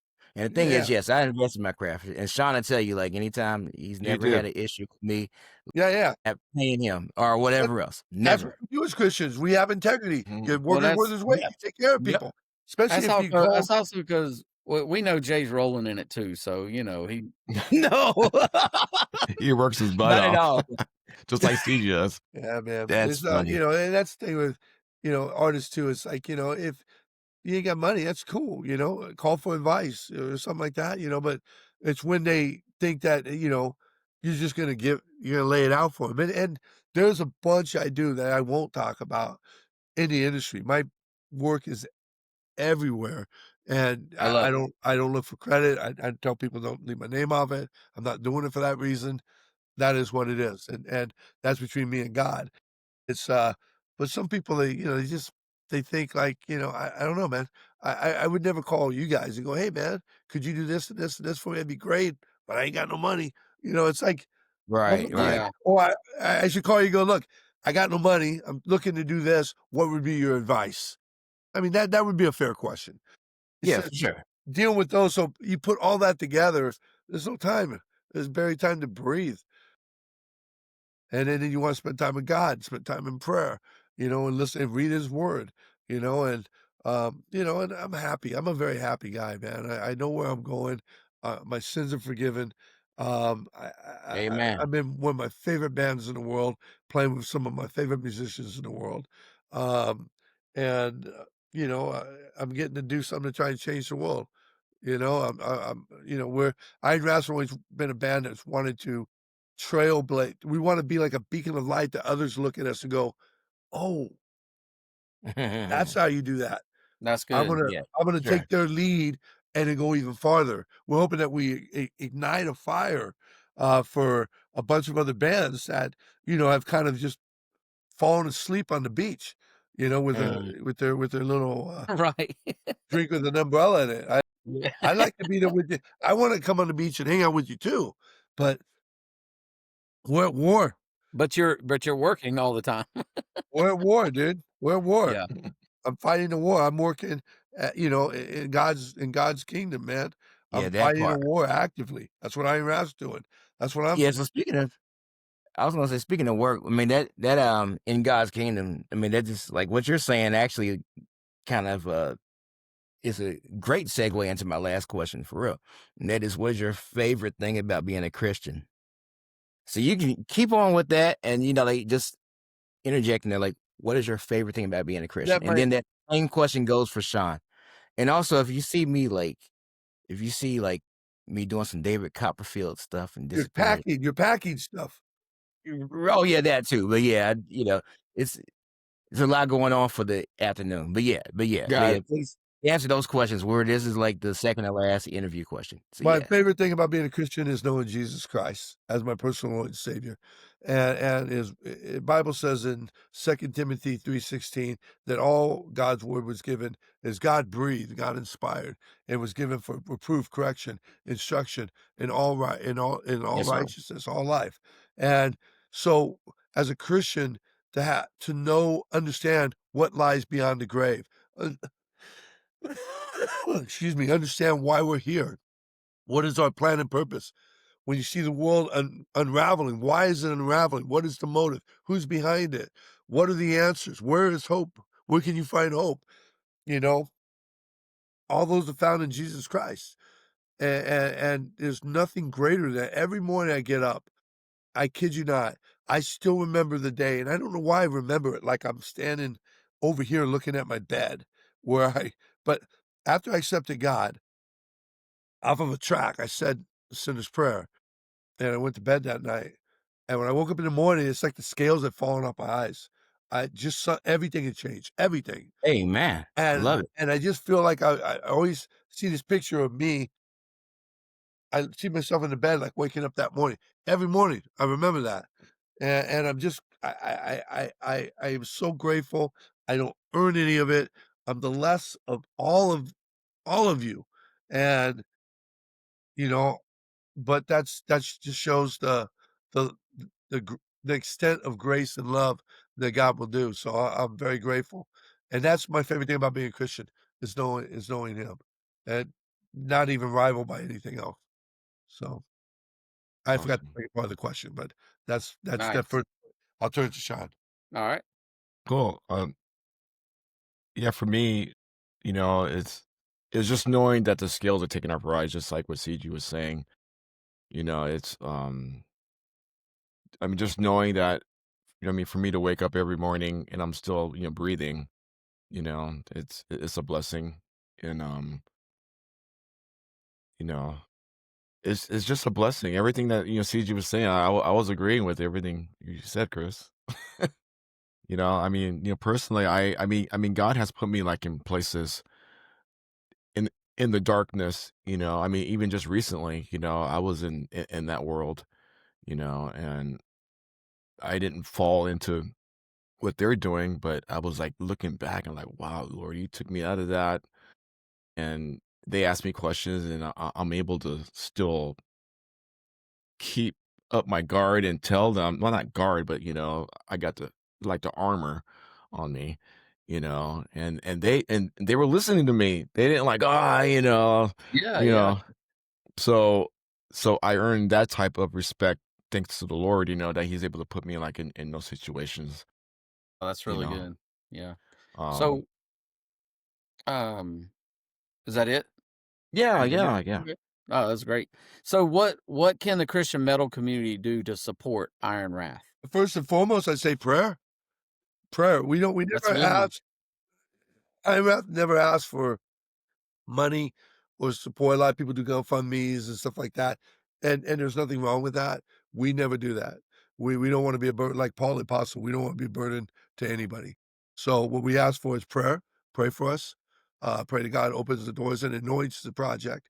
I think that's first and foremost. Supplies our needs that we need to do the ambitious vision that God's given us to do. With that said, if you do want to support us, outside of prayer, we have a VIP, which is we work really hard on. It's very cool. I think it's $7.77 a month. So that money helps out IronWrath Yeah. and keep the website and stuff like that paid for. If some inside connections with like a mega church. And I say mega church just because a smaller church doesn't have the means to bring a band like IronWrath in. They don't have the screens, they don't have the infrastructure, much less the budget to bring a band like this. And where these mega churches have big budgets, they bring in Tim Tebow and they bring in, you know, uh, so and so. They bring in outside entertainment and they have budget to do that. So we fit in that world. We're also looking for PACs, performing arts centers. So if you got connections with people and you go, hey, I know somebody that knows somebody would love to hear what, let us know because we can send them uh, an EPK and perhaps have an opportunity to get stuff going. I think Ironrath's like trying to book Trans-Siberian Orchestra or the Blue Man Group before the Trans-Siberian Orchestra. I'm making a pitch to you, Jimmy. Me and Sean, we got this great, it's a heavy metal project. It does Christmas music to fire. Can we come play? And people are like, what? Are you Right, crazy? right. It doesn't make any sense until it makes sense. And you're like, why didn't I think of that? You same with the Blue Man Group. We're going to put blue on our face. We're playing real Right. drum, Like, what? Yeah. PVC pipe and paint, and we're going to headline Vegas and have 7 shows around I the world. You It's know, like, no, I've always wanted to see them. I never have. And Stomp too. That's another one I'd love to see live. yeah, a lot of these projects, Uber didn't make any sense until it made sense. So Yeah. IronWrath is kind of in that position where a show, where this large cinematic, well, what does that even mean, right? Faith-based, patriotic music odyssey. Also, what does that mean? Right. Yeah. It Yeah. doesn't make a lot of sense until we start doing it. What it really is a great evangelistic tool for places that it would fit into. And so once you can establish that, I think it'll blow up and it'll become more of Sure. a mainstream type position. And I think it'll open up doors for a lot of other people as well. So if you connections, just let us know. But mostly pray for us. I think, and we really do everything we do, for the sake of our calling, but we do it for the fans. If you go to our website, most websites are buy my tickets, buy my merch, buy what is it? Concert tickets, merch, my records. That's it. That's all the site is. Every page is that. I won't even mention names. But you go to IronWrath's site, we have a VIP if you want it, but we got picture guide, we got, videos and this and that, different places to go. We have the whole screensaver section, which is all nothing more than places you can go that are like games. That whole thing is nothing but games. It took us, me and Sean make content, like legitimate film content that we want to show you guys so bad, but it's buried. You have to go find it. And we make Oh, it, that's so we make awesome. things interactive. And if you're on the VIP, go to the Secrets of the Realm. Go in there and listen to White Rabbit. He'll show you some stuff. Go ahead. Yeah. Dude, I have to tell Jay and Jimmy this story. I was working late, and I have a friend of mine that lives in Texas, and he's 2 hours ahead of us, right? Yes. And out of nowhere, he texts me. He goes, "Bro," in caps. He goes, "I cannot believe I found this." And he was like, he figured out some of the riddles and stuff that we had in there. And he goes, "How come you didn't tell me about this?" I'm like, "I can't tell you this stuff." And he goes, "Thank you." He goes, "Well, thank you for not telling me because I found it, and I'm so happy I found it." And that's Steven. DG, There's Steven. everywhere. And so the reason I'm saying that is not to bring light on us, but we Yeah. really do things for the sake of giving you an experience, whether it's listening to our music and going down the layers of that, watching the feature film and taking a different trip, grabbing the book and listening to the vinyl, going down the pages of the screensaver and finding these hidden mysteries, and creating content that's unique and different and that is special, not just to get a buck. Our whole merch, our shirts are all, like more lifestyle wear, things that could be a cool shirt if it wasn't a man's.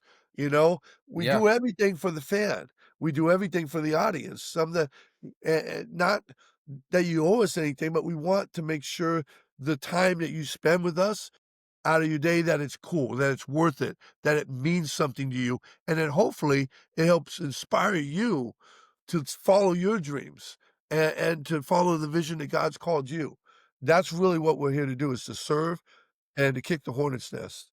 Man, So that's awesome. please Yeah. keep us in prayer. So everybody, pray for the band. Check out their website if you want to be a VIP member like me.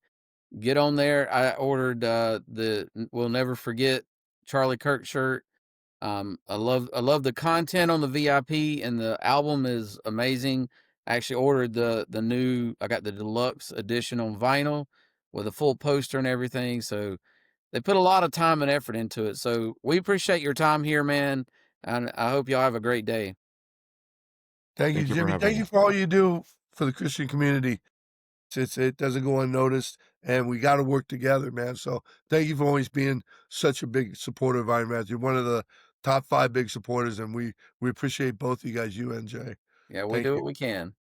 Thank you, Jimmy and Jay. Thank you guys. You guys were time with.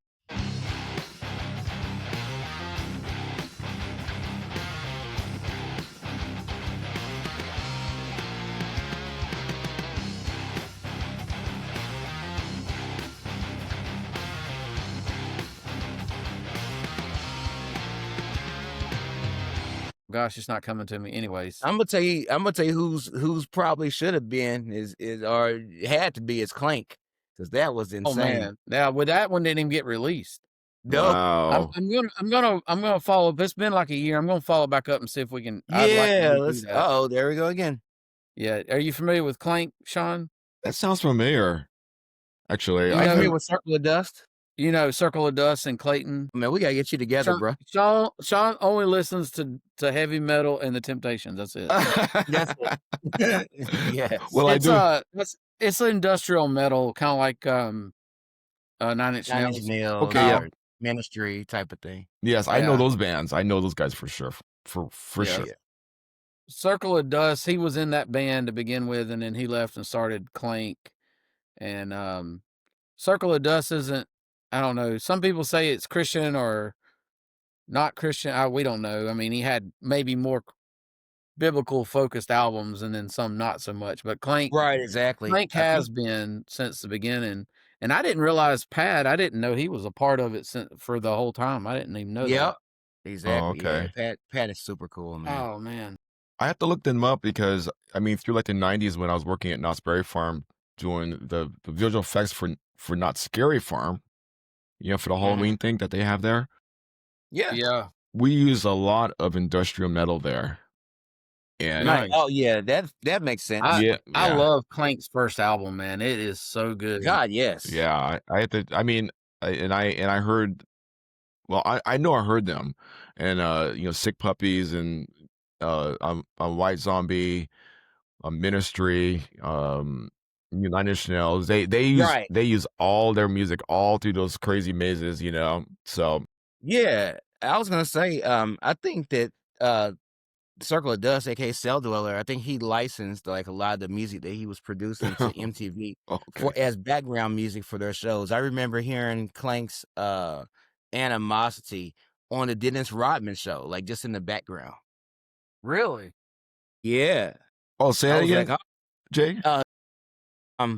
So Clayton, aka Circle of Dust or whatever, like he's basically a one-man band basically, but he produced like any industrial music and Christian music that matter at all. He had a hand in some of it in some way. Okay. Argyle Park, Clank, there was a group called Generation, and like he worked with all these people.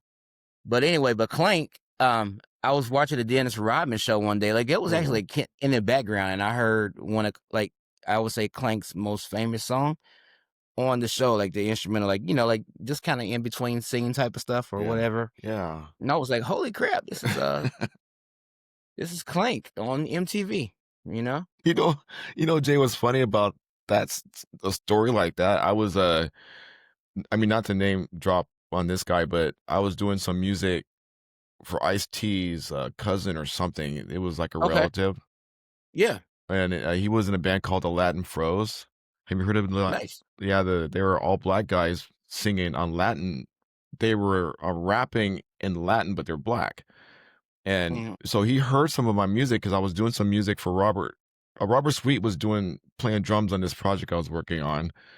Wow, nice. Yeah. So my buddy of mine, he got me hooked up with Ice and all that stuff. And so when they heard some of the music I was writing with Rob, then he was like, "Oh my gosh, I need to have you hook up with my cousin Dennis."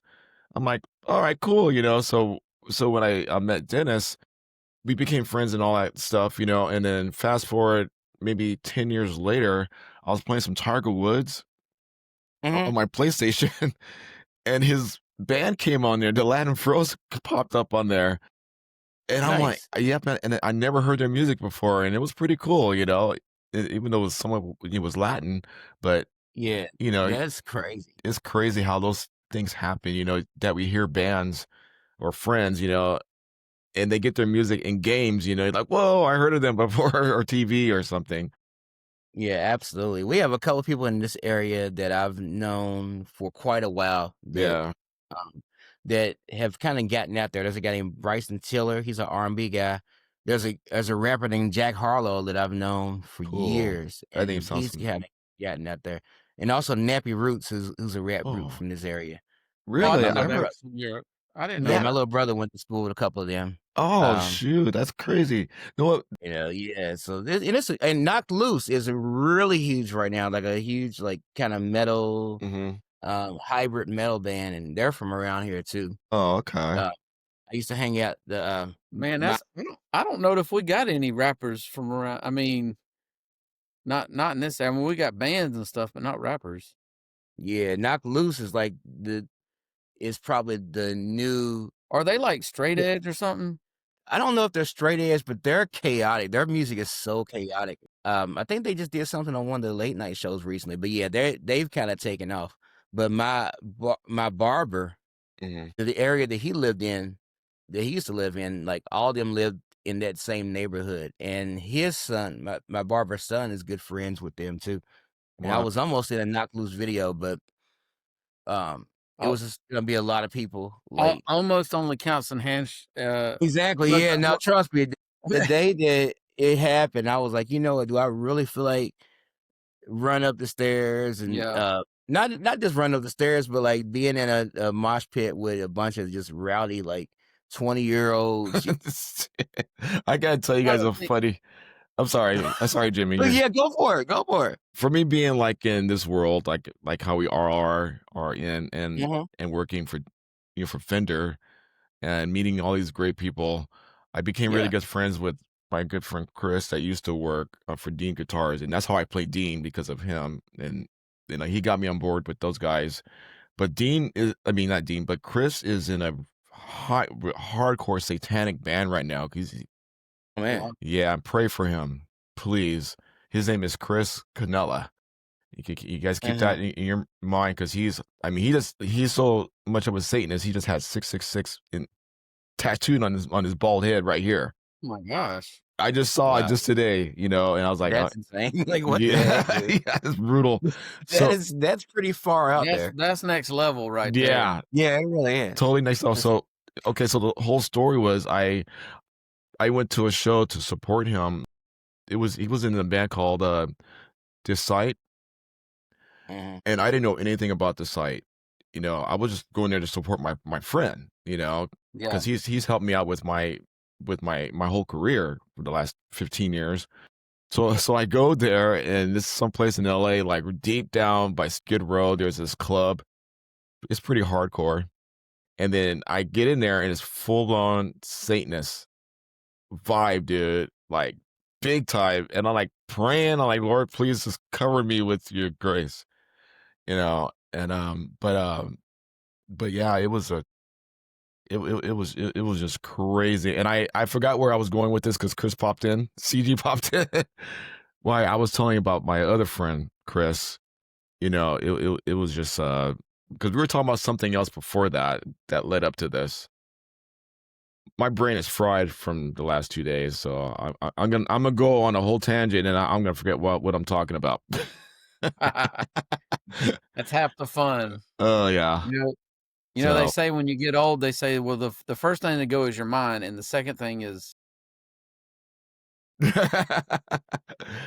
but yeah, it was just something about Chris when I seen him, that I mean God could work with his heart, and I mean he could come from that.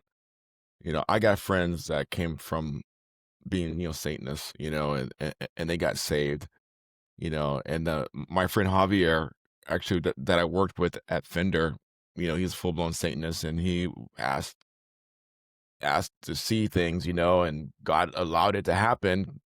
He's doing like the mushrooms and all that stuff, and opened that spiritual gateway. Yeah. And it scared him. He was in tears. He was talking to my other friend Dave, and Dave was telling me about it at work, and he was like, Javier just got saved. I prayed a sinner's prayer with him.